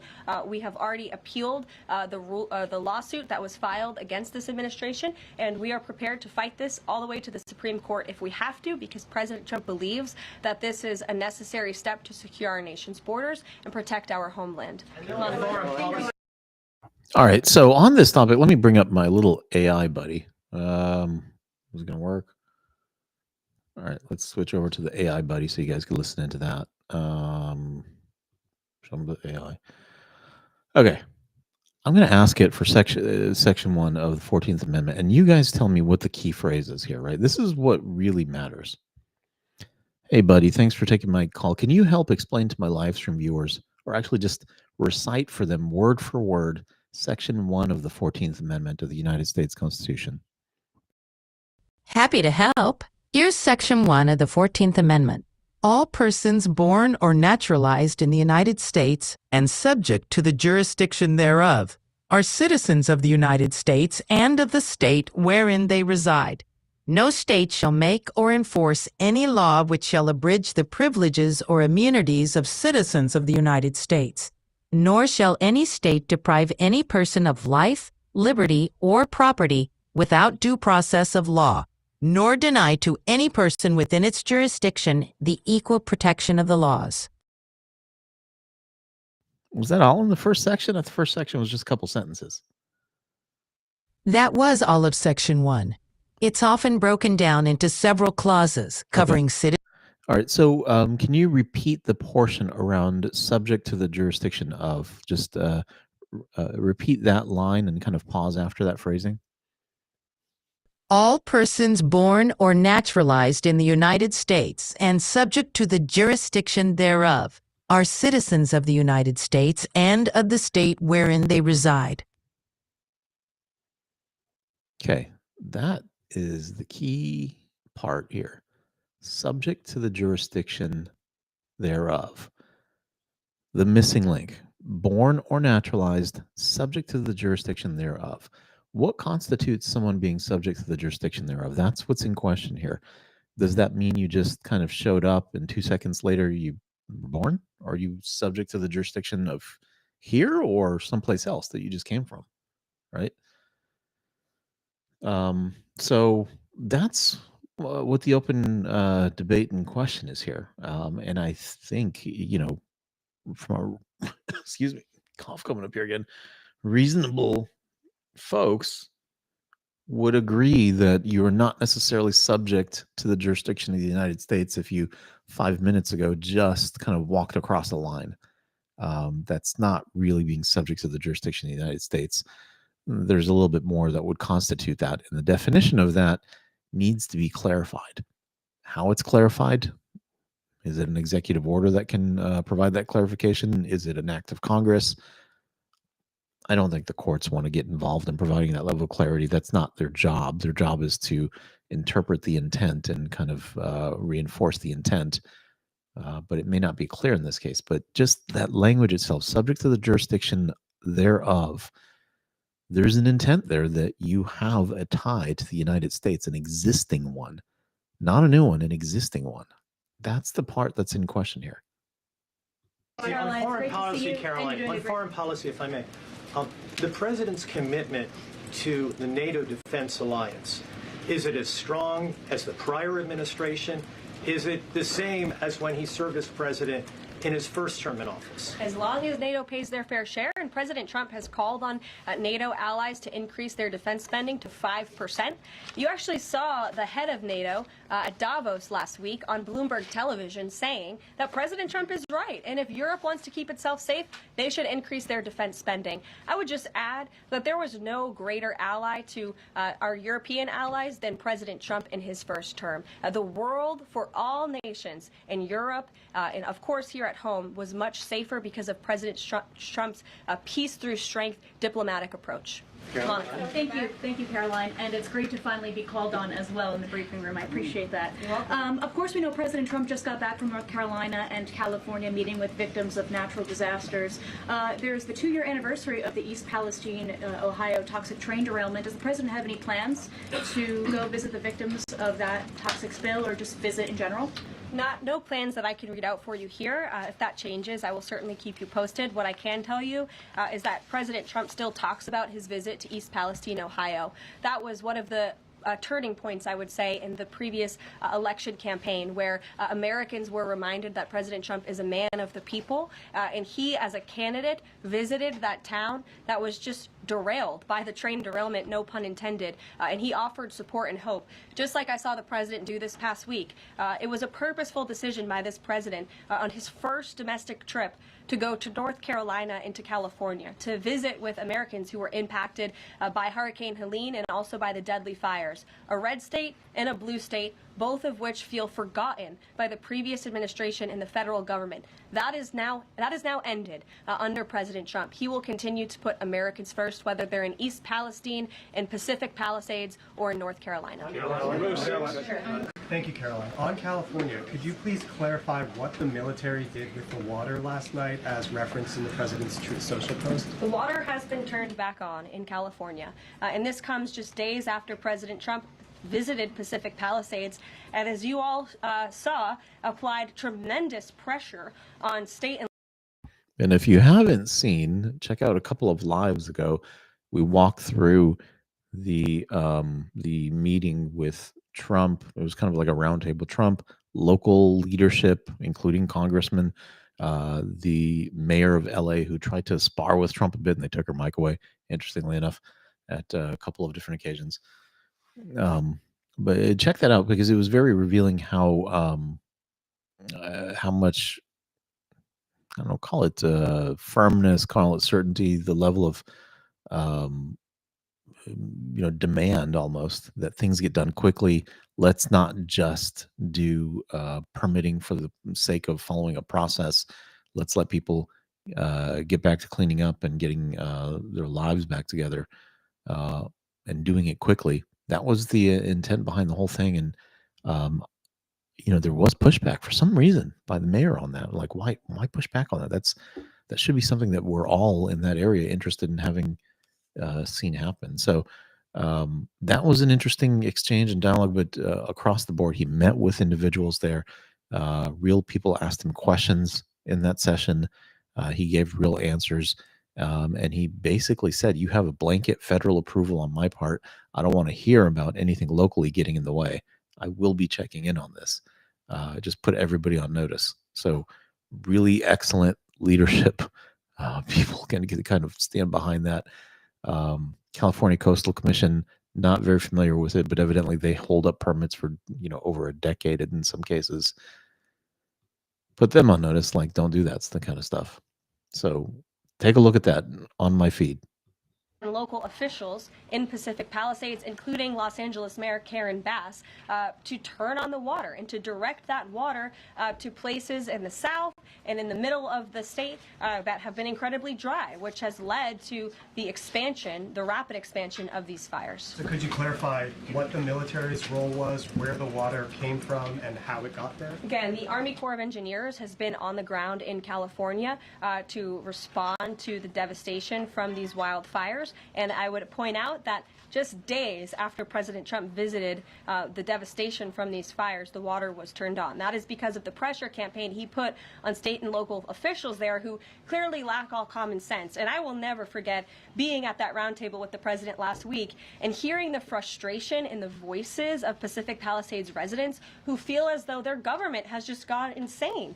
Before President Trump showed up on the scene, Karen Bass was telling private property owners that they would have to wait 18 months to access their private property. So this administration, the president and his team that's on the ground in California, Rick Grinnell, who he has designated to oversee this great crisis, it will continue to put pressure on Karen Bass and state and local officials to allow residents to access their properties. This is a huge part of it.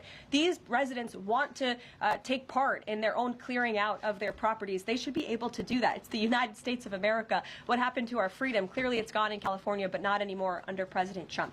April. Caroline, welcome to the briefing room. Thank you. Several questions. One on the pause. Will minority-serving institutions, preferably colleges and universities, have those monies held back temporarily at this moment? Again, I have not seen the entire list because this memo was just sent out. So I will provide you all with updates as we receive them, okay? Secondly, when it comes to immigration, there is this southern border focus.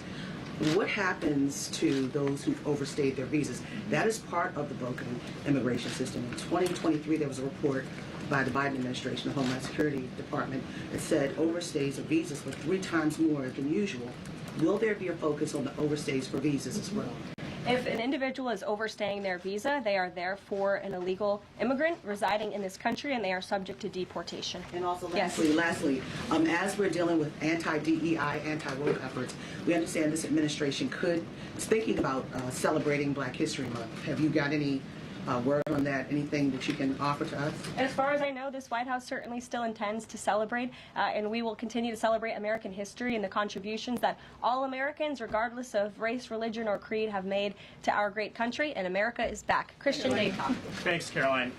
Just real quick, you mentioned the inflation executive order the president signed, but egg prices have skyrocketed since President Trump took office. So what specifically is he doing to lower those costs for Americans? Really glad you brought this up, because there is a lot of reporting out there that is putting the onus on this White House for the increased cost of eggs. I would like to point out to each and every one of you that in 2024, when Joe Biden was in the Oval Office, or upstairs in the residence sleeping, I'm not so sure, egg prices increased 65% in this.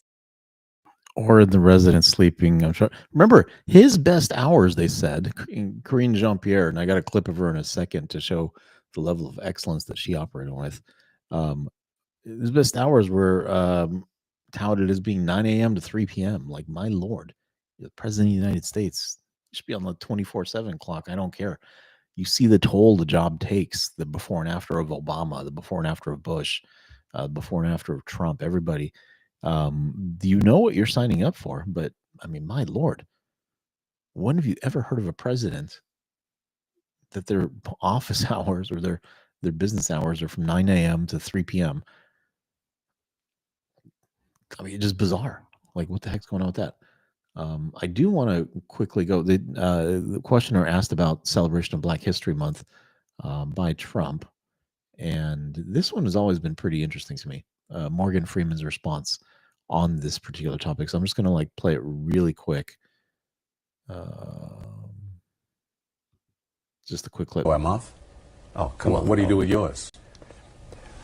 What? Every month. His previous answer was we should stop talking about it.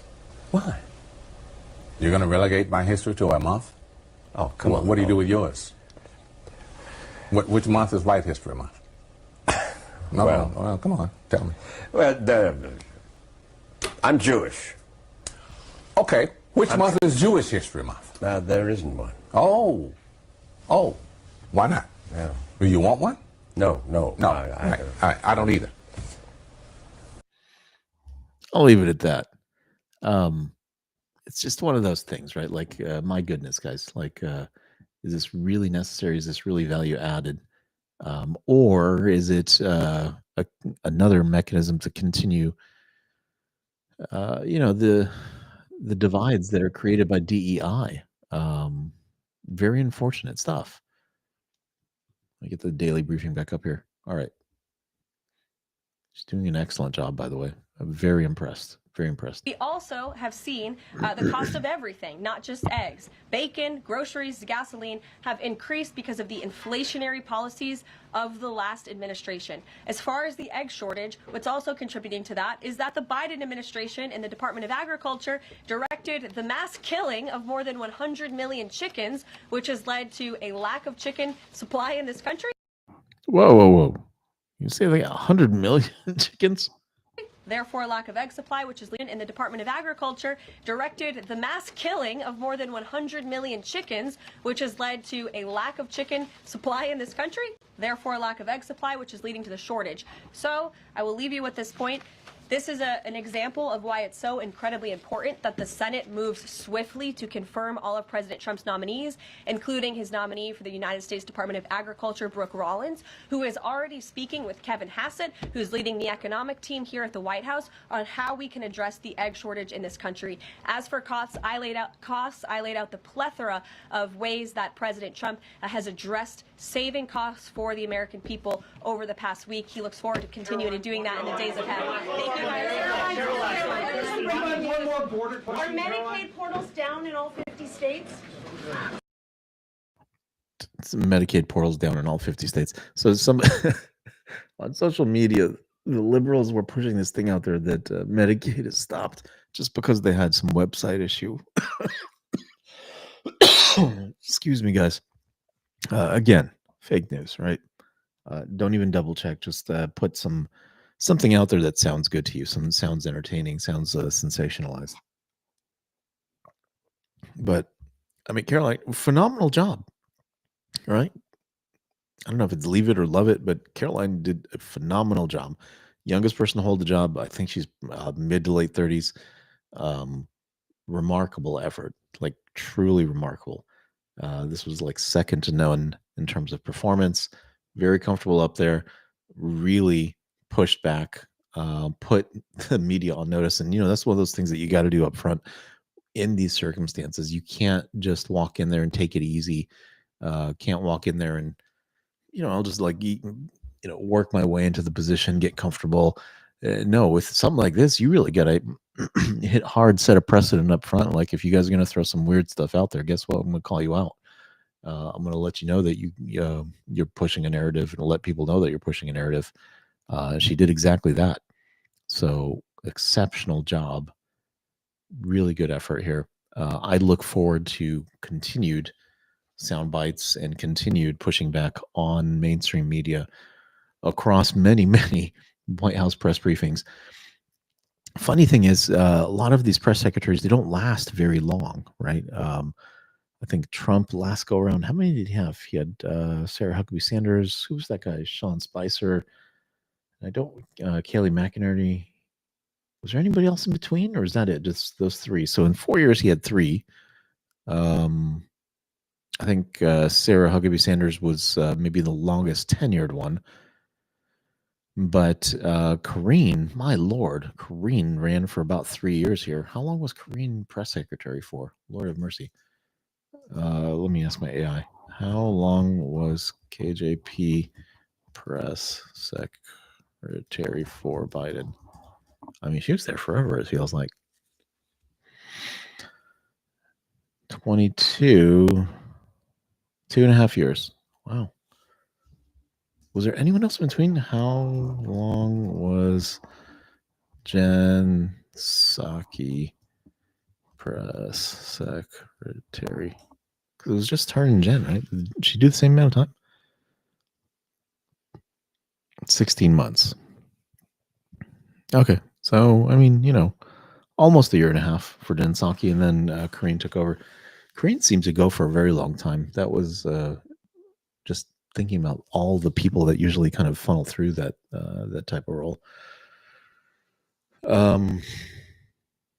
But this is remarkable. I hope that she at least kind of does this for a couple of years, so that we'll get some really entertaining moments out of it. Personally, good content.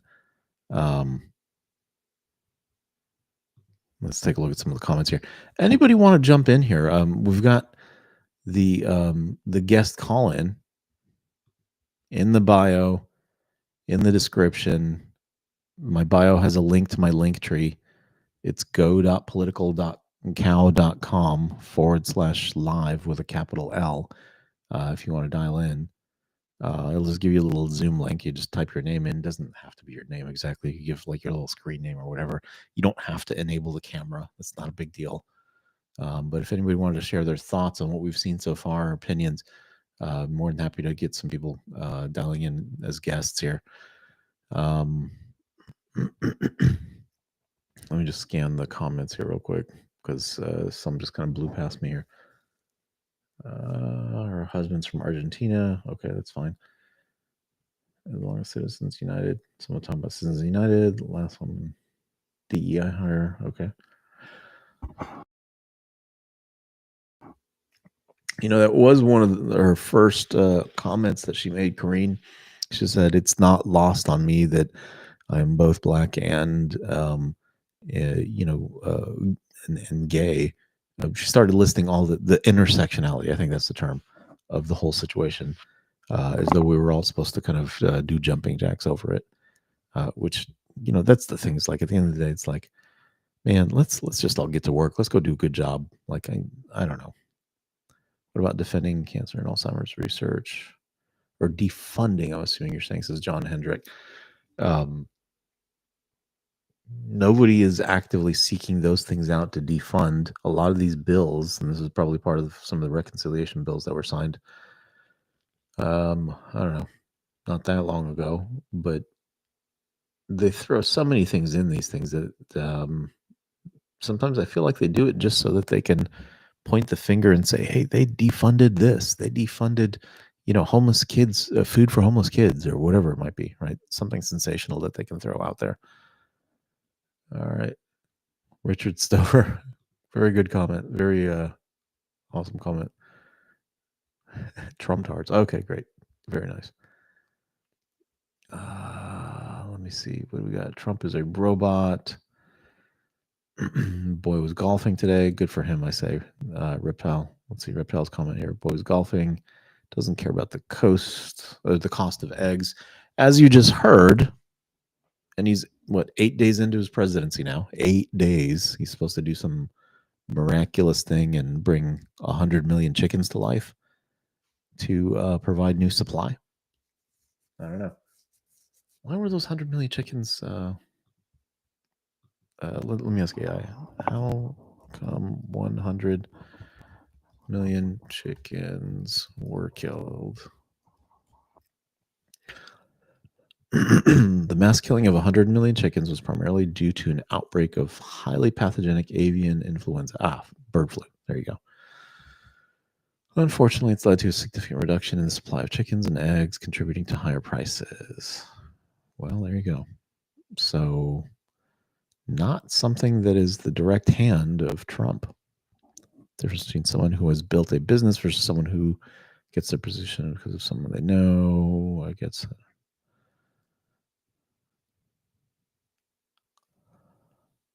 Biden's long life function. Hope everything works out. Glory to God. Thank you, Leo. Good comment. Morgan Freeman was right. Absolutely right. Morgan Freeman's right. Morgan Freeman is 100% white. Finally.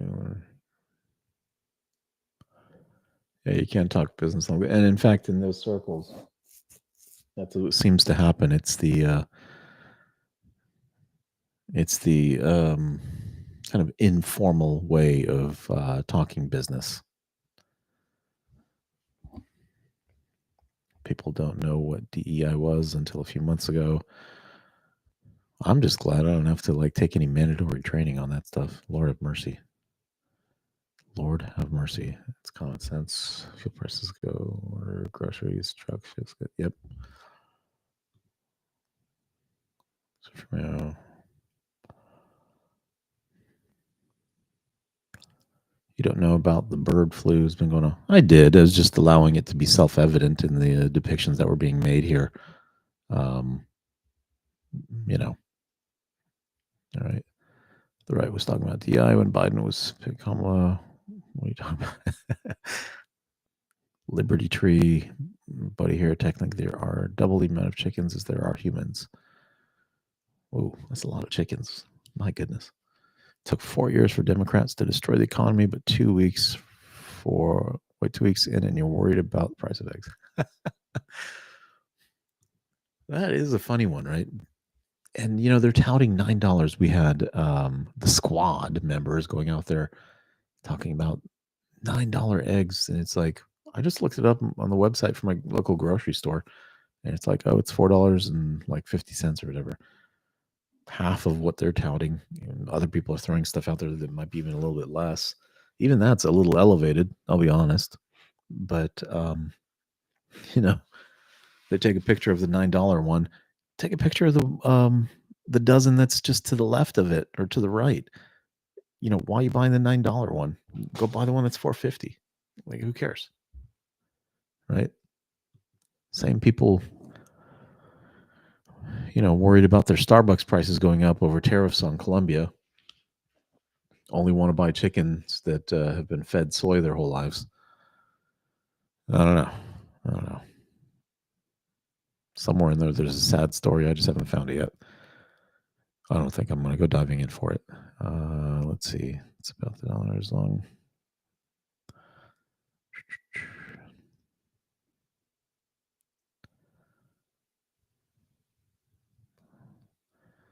Hey, no worries. I'll take the likes and the subscribes. That's like the most beautiful thing ever. I appreciate that very much. Here's Richard's comments. Trump tars. Okay. Thank you. Richard, I don't know if that's going to get you very far. It's reevaluation time, honestly. I did a bit of reevaluating during the 2020 election, but I came back to the same conclusions. Like, gosh, people are not going to like the outcomes that they're going to get with all this money printing and so forth. And unfortunately for me, it only took a couple of years for me to be right. But here we are, nonetheless. Pretty sure she's 27. I thought she was really. How old is press secretary? Is she really 27? I thought she was 30 something. Not Corrine. I know she's like 50. Come on. Oh, I said Catherine. It's Caroline. My mistake. How old is Caroline Levitt? Oh, wow. She is 27. Man, my bad. Lord have mercy. She's young. Sharp as a tack. Shoot. If I needed a press secretary, be her too. Good Lord. Very well suited for the job. And the idea of bringing new media in is probably a direct bit of feedback and contribution that she's making to kind of think of those new ways of it.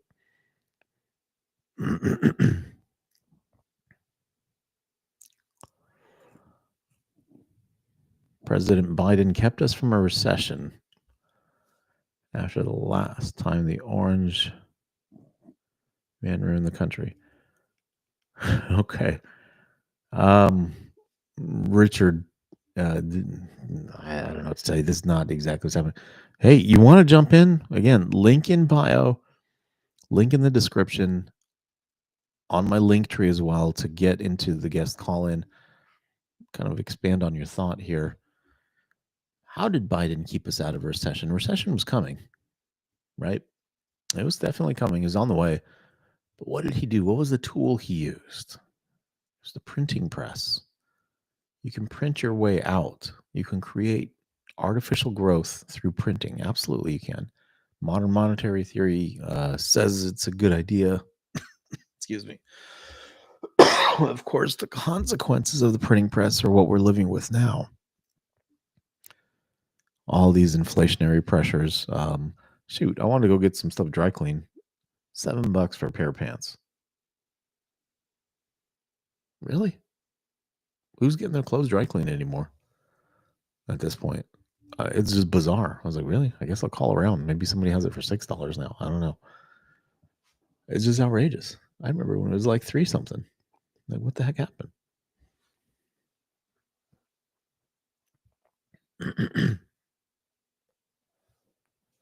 All right.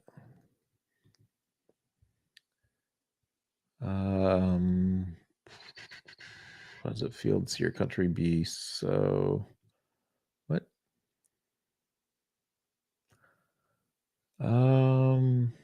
F1983. Not sure what you're talking about exactly.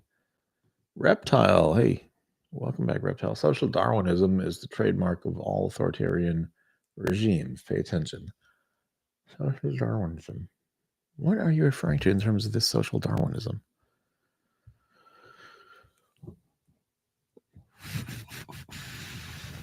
Well, 457 golfing. That went down in my area today. Very right. Let's check out some other comments that are coming in. Whoop, missed a couple. My new slogan: defend the politician. Gas at $4 in California, 60 to fill up my tank every Tuesday. I'm assuming that's for regular. Premium is at a premium. That's not bad. Last time I was in California, it was like $7 or something crazy. When was that last California? It's a couple of years now. Just a couple of years ago. It's probably when prices in oil were spiking a good bit. I think it was like $7 a gallon. Biden didn't keep us from anything. Biden couldn't eat. Sean. Oh, man. More like defend the rich, says James Clay. All right.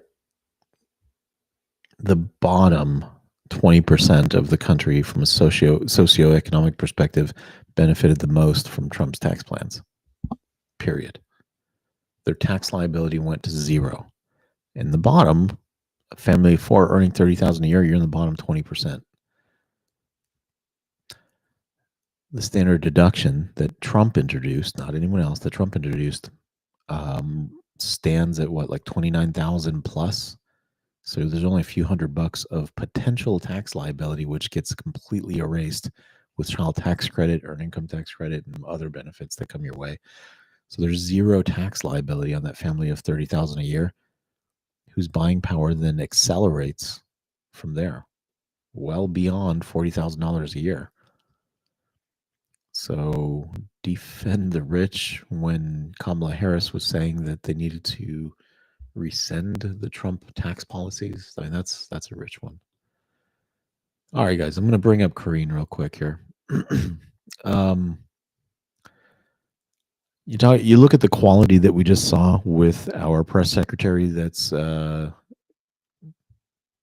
I can get her name right. It's not Catherine.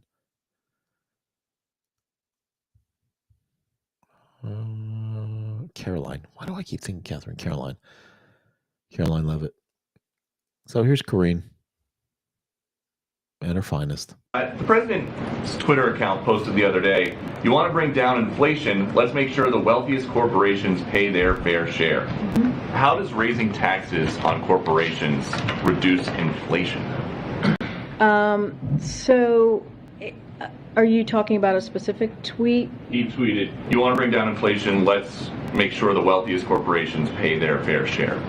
Look, we have talked about this past year about making sure that the wealthiest among us are paying their fair share, and that is important to do, and that is something that the president has been working on every day when we talk about inflation and lowering costs, and so it's very important that as we're seeing costs rise, as we're talking about how to build a America that's safe, that's equal for everyone and doesn't leave everyone behind. That is an important part of that as well. But how does raising taxes on corporations lower the cost of gas, the cost of a used car, the cost of food for everyday Americans? So look, I think we encourage those who have done very well, right, especially those who care about climate change, to support a fair tax code that doesn't charge manufacturers, workers, cops, builders a higher percentage of their earnings,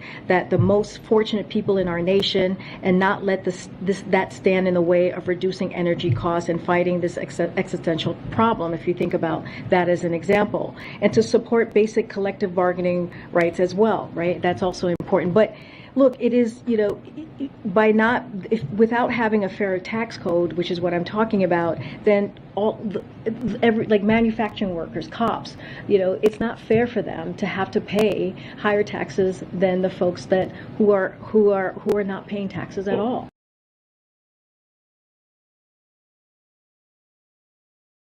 And that has what exactly to do with inflation there?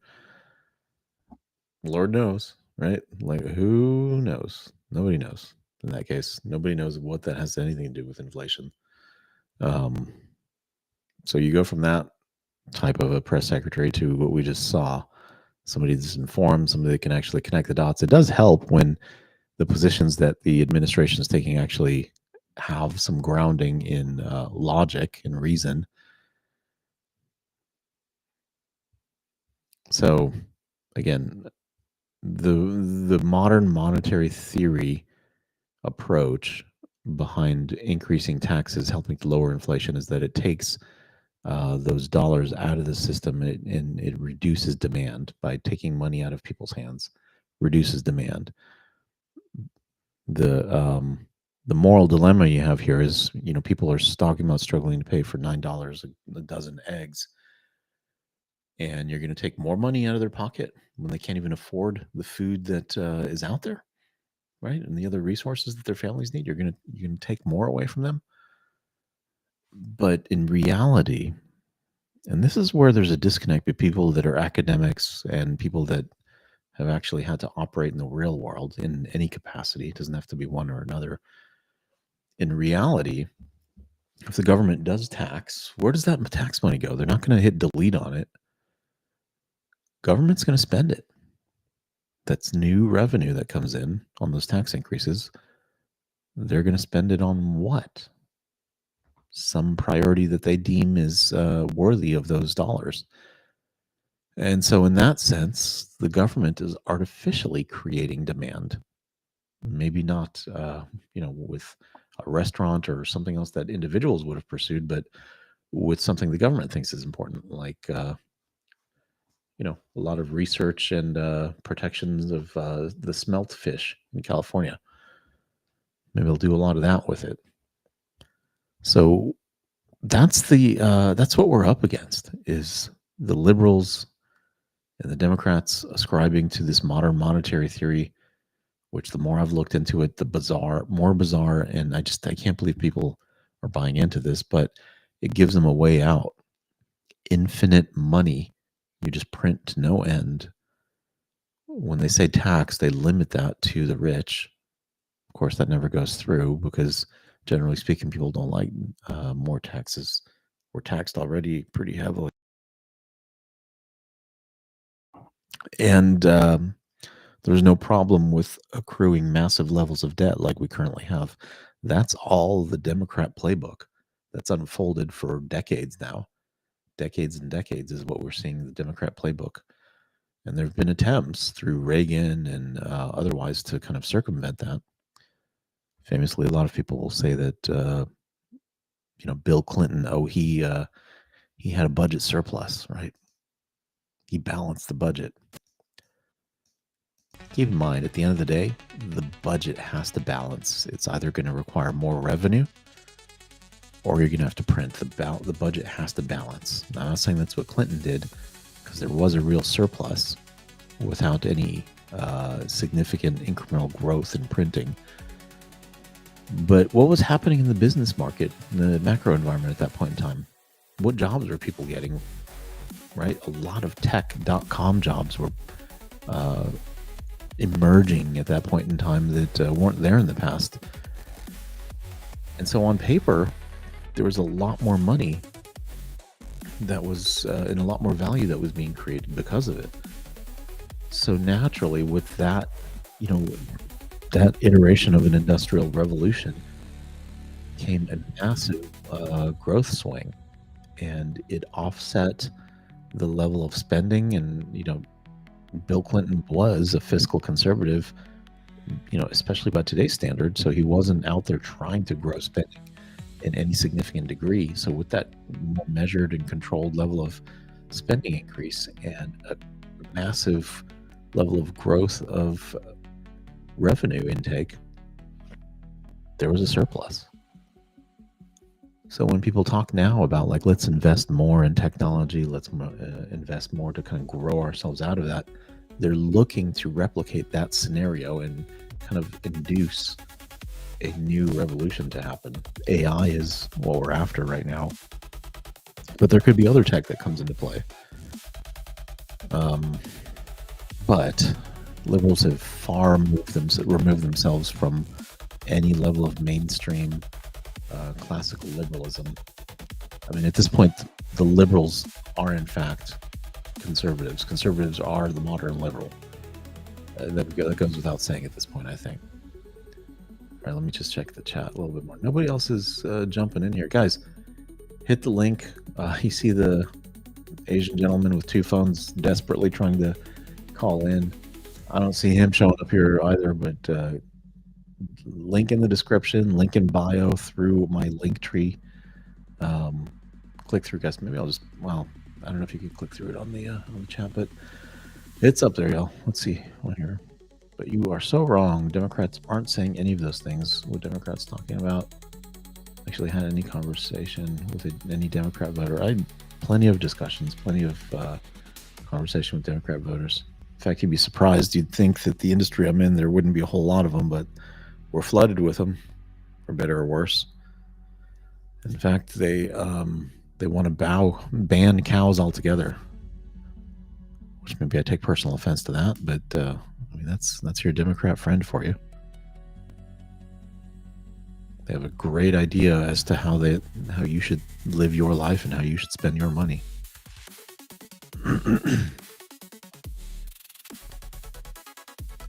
If you want to ignore all the other taxes Amazon pays, I guess that's true. Okay, taxing the rich makes the rich raise prices, better to empower the poor to become rich. So Ruben, good thought process here. That's what I'm talking about in terms of the system is not working.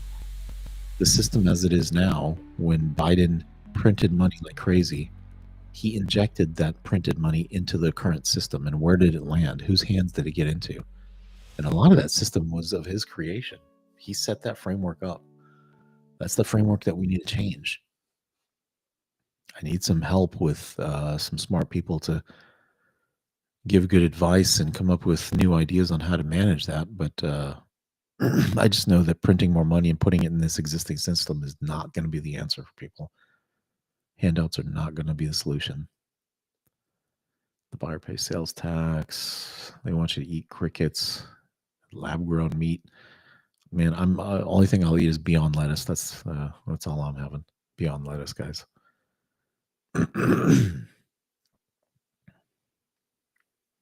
Amazon uses way more infrastructure than just the roads.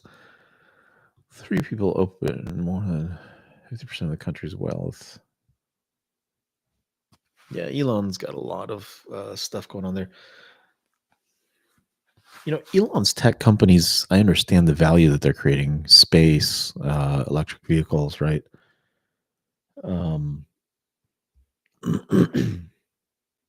Even with the X platform, you know, Facebook and so forth, like Zuckerberg, I'm disconnected in terms of the level of value that that's really creating for people. But from an entertainment standpoint, it does take a lot.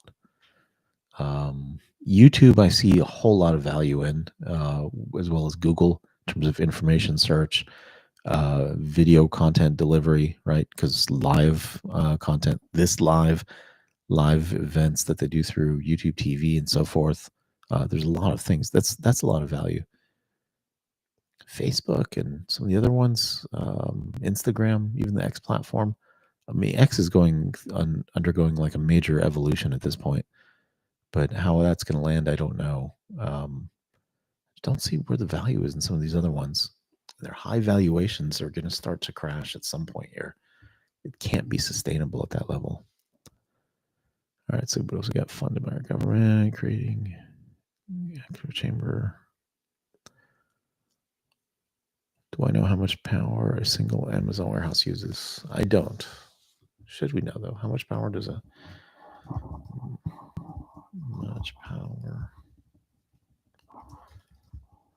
an Amazon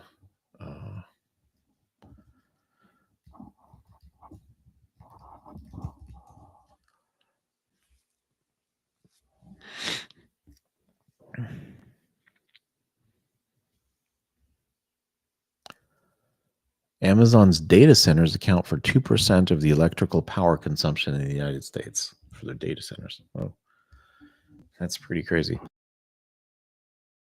All right, anybody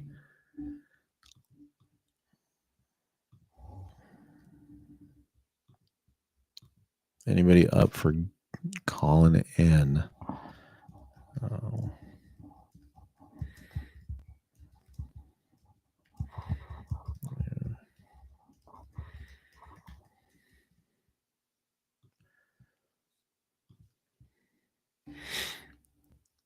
Anybody want to do call-ins here?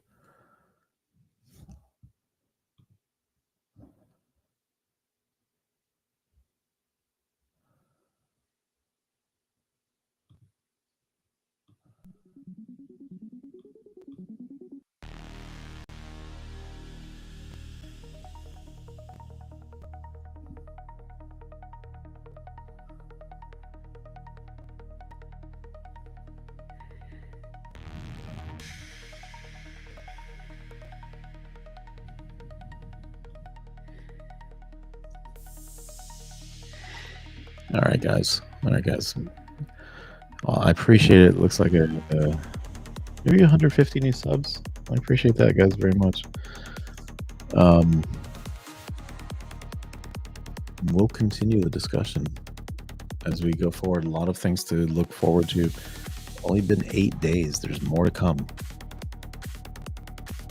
They have the OG cloud provider, and they have the high percentage of time. Yeah, Amazon's cloud service is pretty remarkable. Pretty remarkable stuff they got going on. They have been around for quite some time. I remember S3 getting piloted in 08, 09. The company I was working with way back when. I feel like that was the right time frame.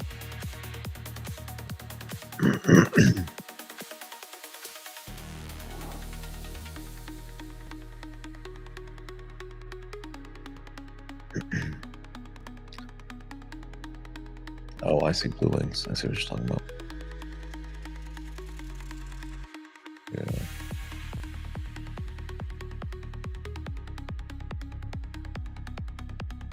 That's true. They're highly dependent on that infrastructure. It's very true.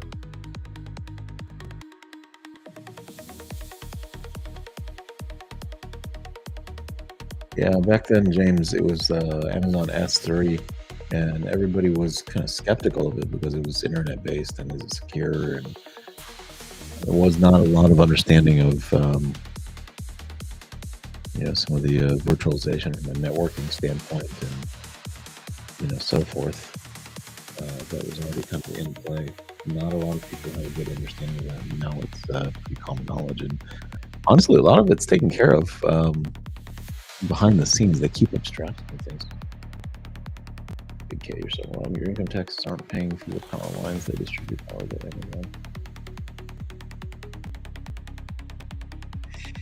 All right, guys. I think I might call it quits here soon if nobody wants to dial in. I could do maybe an earlier live stream if late in the evening folks don't want to dial in as much. No big deal. But hey, the link's going to go down in the future, though. It'll be the same short URL. I just got to change some things behind the scenes because every live stream I do, the actual URL changes. I'm going to try and keep it consistent. At least with the, it's not really URL shortener, it's a long URL, but with the URL short code. What is short code? I know the custom domain that I use for my URLs from time to time. Anyway, give me some ideas of content that you guys would be interested in. There's so much going on with Trump, the work that he's getting done. When is, what's his name's confirmation? We've got HHS. When is HHS confirmation hearing? Is that coming up tomorrow? Yeah, that's tomorrow starting at 8. Here, we'll do. That will be an interesting one to look at, just because the Democrats will load up with questions and they'll coordinate questions to try to kind of nail him on something. Anything for a victory at this point. Anything for a victory to try to say that they have dismissed a nominee or whatever it might be. They'll do anything for what they deem to be a victory at this point. Pretty sad, if you ask me. Pretty sad. Can't stand on principle, can't stand on value. It's just, wins and losses for these battles in between election cycles. But guys, I appreciate you joining in. How many people have come through here now? Had about 93,000 come through, about 266 live right now on time. And unfortunately, only 64 likes. That hurts my feelings a little bit. So if you haven't had a chance to already give the live a like, give it a like. Subscribe, y'all. We'll keep doing this. May go a little bit old school on my approach and just look at some highlights of different bits of news as we got coming up here. Let me look at what ground news is before I go. What does ground news have? Share screen. All right, what does ground news have here? Let me get that.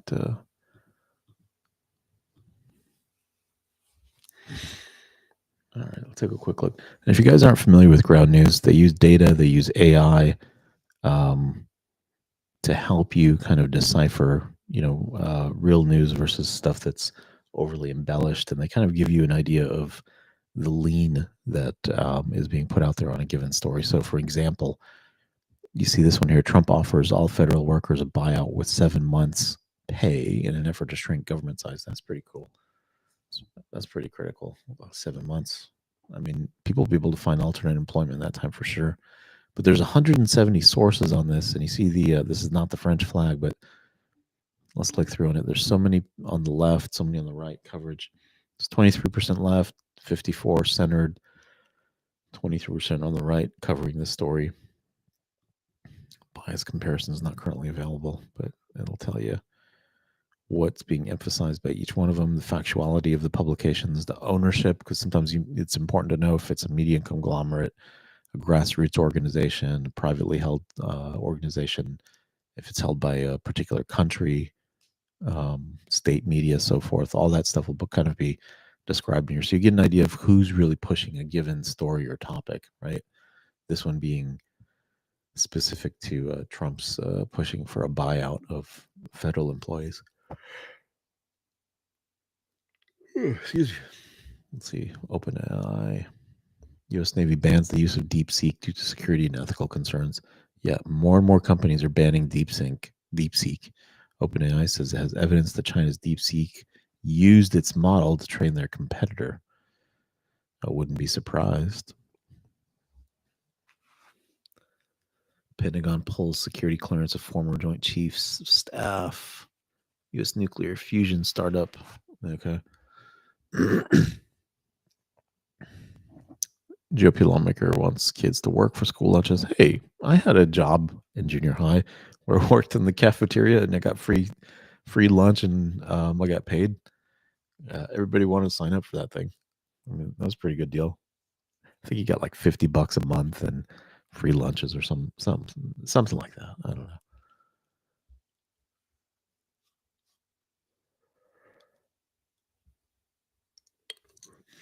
White House allows seats for new media and briefing room, something that we were talking about a little bit earlier.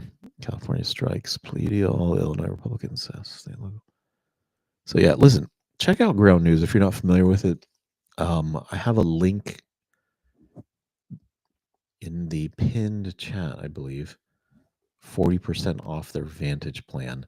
What you're looking at, my view of things is I've got the Vantage plan that I'm looking at. I got full access to all their features, no limit on the number of stories and everything. It really amplifies and expedites the research I do when I look into different stories and kind of points to where different things come from. There's certain publications that, I'd consider, a little bit fringe. And so if those are the only ones that are really reporting on something, I may not take it quite as seriously or at face value. And then on this too, like, let's see if we get another good story here. Let's see, Newsom unveils private sector bias distribution. Okay, so you kind of see the bias distribution. Like, oh, this publication, why are they saying that this is like on, very far left? Oh. You have the option to come in here and adjust. Look, like right here, deadline. This is saying it's a media conglomerate, high factuality, and leans left. You can adjust the bias rating, and I could say, hey, I don't actually agree with it, and then say, for me, please make this always lean right. It doesn't really lean left to me. And it'll adjust it and it'll update your data that it pulls back based on your settings. And they take that in as feedback as well and update their models. So AI, data-driven, very nice functionality to helps you kind of have a little bit more context on the news that you're reading. It's not an aggregator. This is something that's way more sophisticated than that.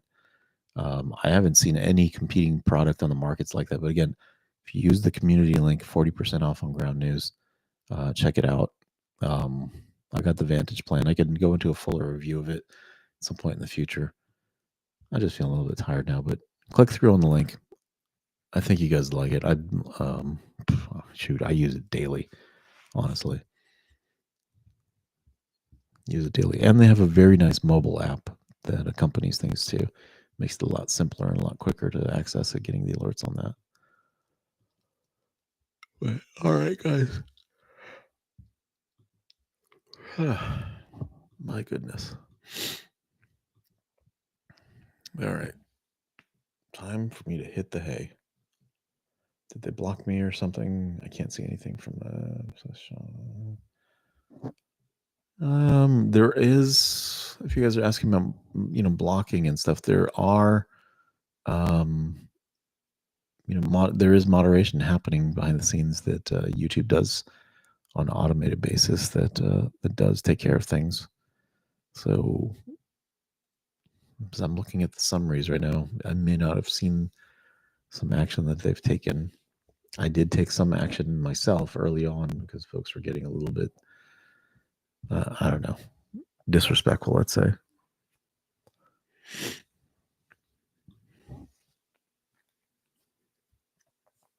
All right. Well, hey, listen, guys, I appreciate you kind of joining me here live. We'll keep the conversation going. Tomorrow, we'll maybe do some call-ins again. click the link if you guys are interested in dialing in and just speaking your mind. You don't have to have this lengthy debate with me or anything like that. That's not the intent. I want to give a venue for people to kind of speak their minds. I may ask a few questions to help clarify things for everybody, but just think it's important to allow people an opportunity to kind of voice their opinions. But anyway, I appreciate you guys. Late night political ASMR. Gonna go ahead and fade away into the theme song. Thanks again for subscribing. Darkness falls, truth emerges. Political cow unveils the lies. Behind the screen, wisdom surges, lighting up hate with her eyes. In the shadows, secrets lurk. She exposes, she ignites. With every post she does the work, unmasking darkness, revealing lights. Political cow, the beacon bright, unveiling truth, banishing night. With every post she does the work, unmasking darkness, revealing lights. Oh, what political cow, the beacon bright, unveiling truth, banishing night. Her voice cuts through, stark and raw, shattering deception, breaking the law. Breaking the law. Icons crumble, empires fall. She stands tall, fierce and cold. Her voice echoes a thunderous call. In the chaos, her strength unfolds. False prophets scatter, truth ascends. The world watches, mesmerized. Political cow's battle never ends. In her light, dark meets its demise. Political cow, the beacon bright, unveiling truth, banishing night. At every post, she does the work, unmasking darkness, revealing lights. Political cow, the beacon bright, unveiling truth, banishing night. Her voice cuts through, stark and raw, shattering deception, breaking the law. Breaking the law.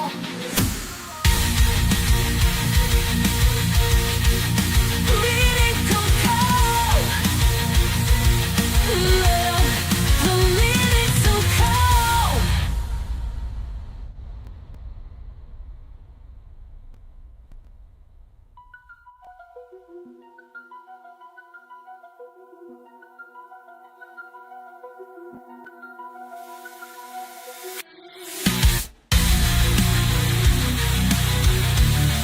Political cow. Political cow. The beacon bright, unveiling truth, banishing night. Her voice cuts through, stark and raw, shattering deception, breaking the law. Breaking the law. Breaking the law. Breaking the law. Political cow. Icons crumble, empires fall. She stands tall, fierce and cold. Her voice echoes a thunderous call. In the chaos, her strength unfolds. False prophets scatter, truth ascends. The world watches, mesmerized.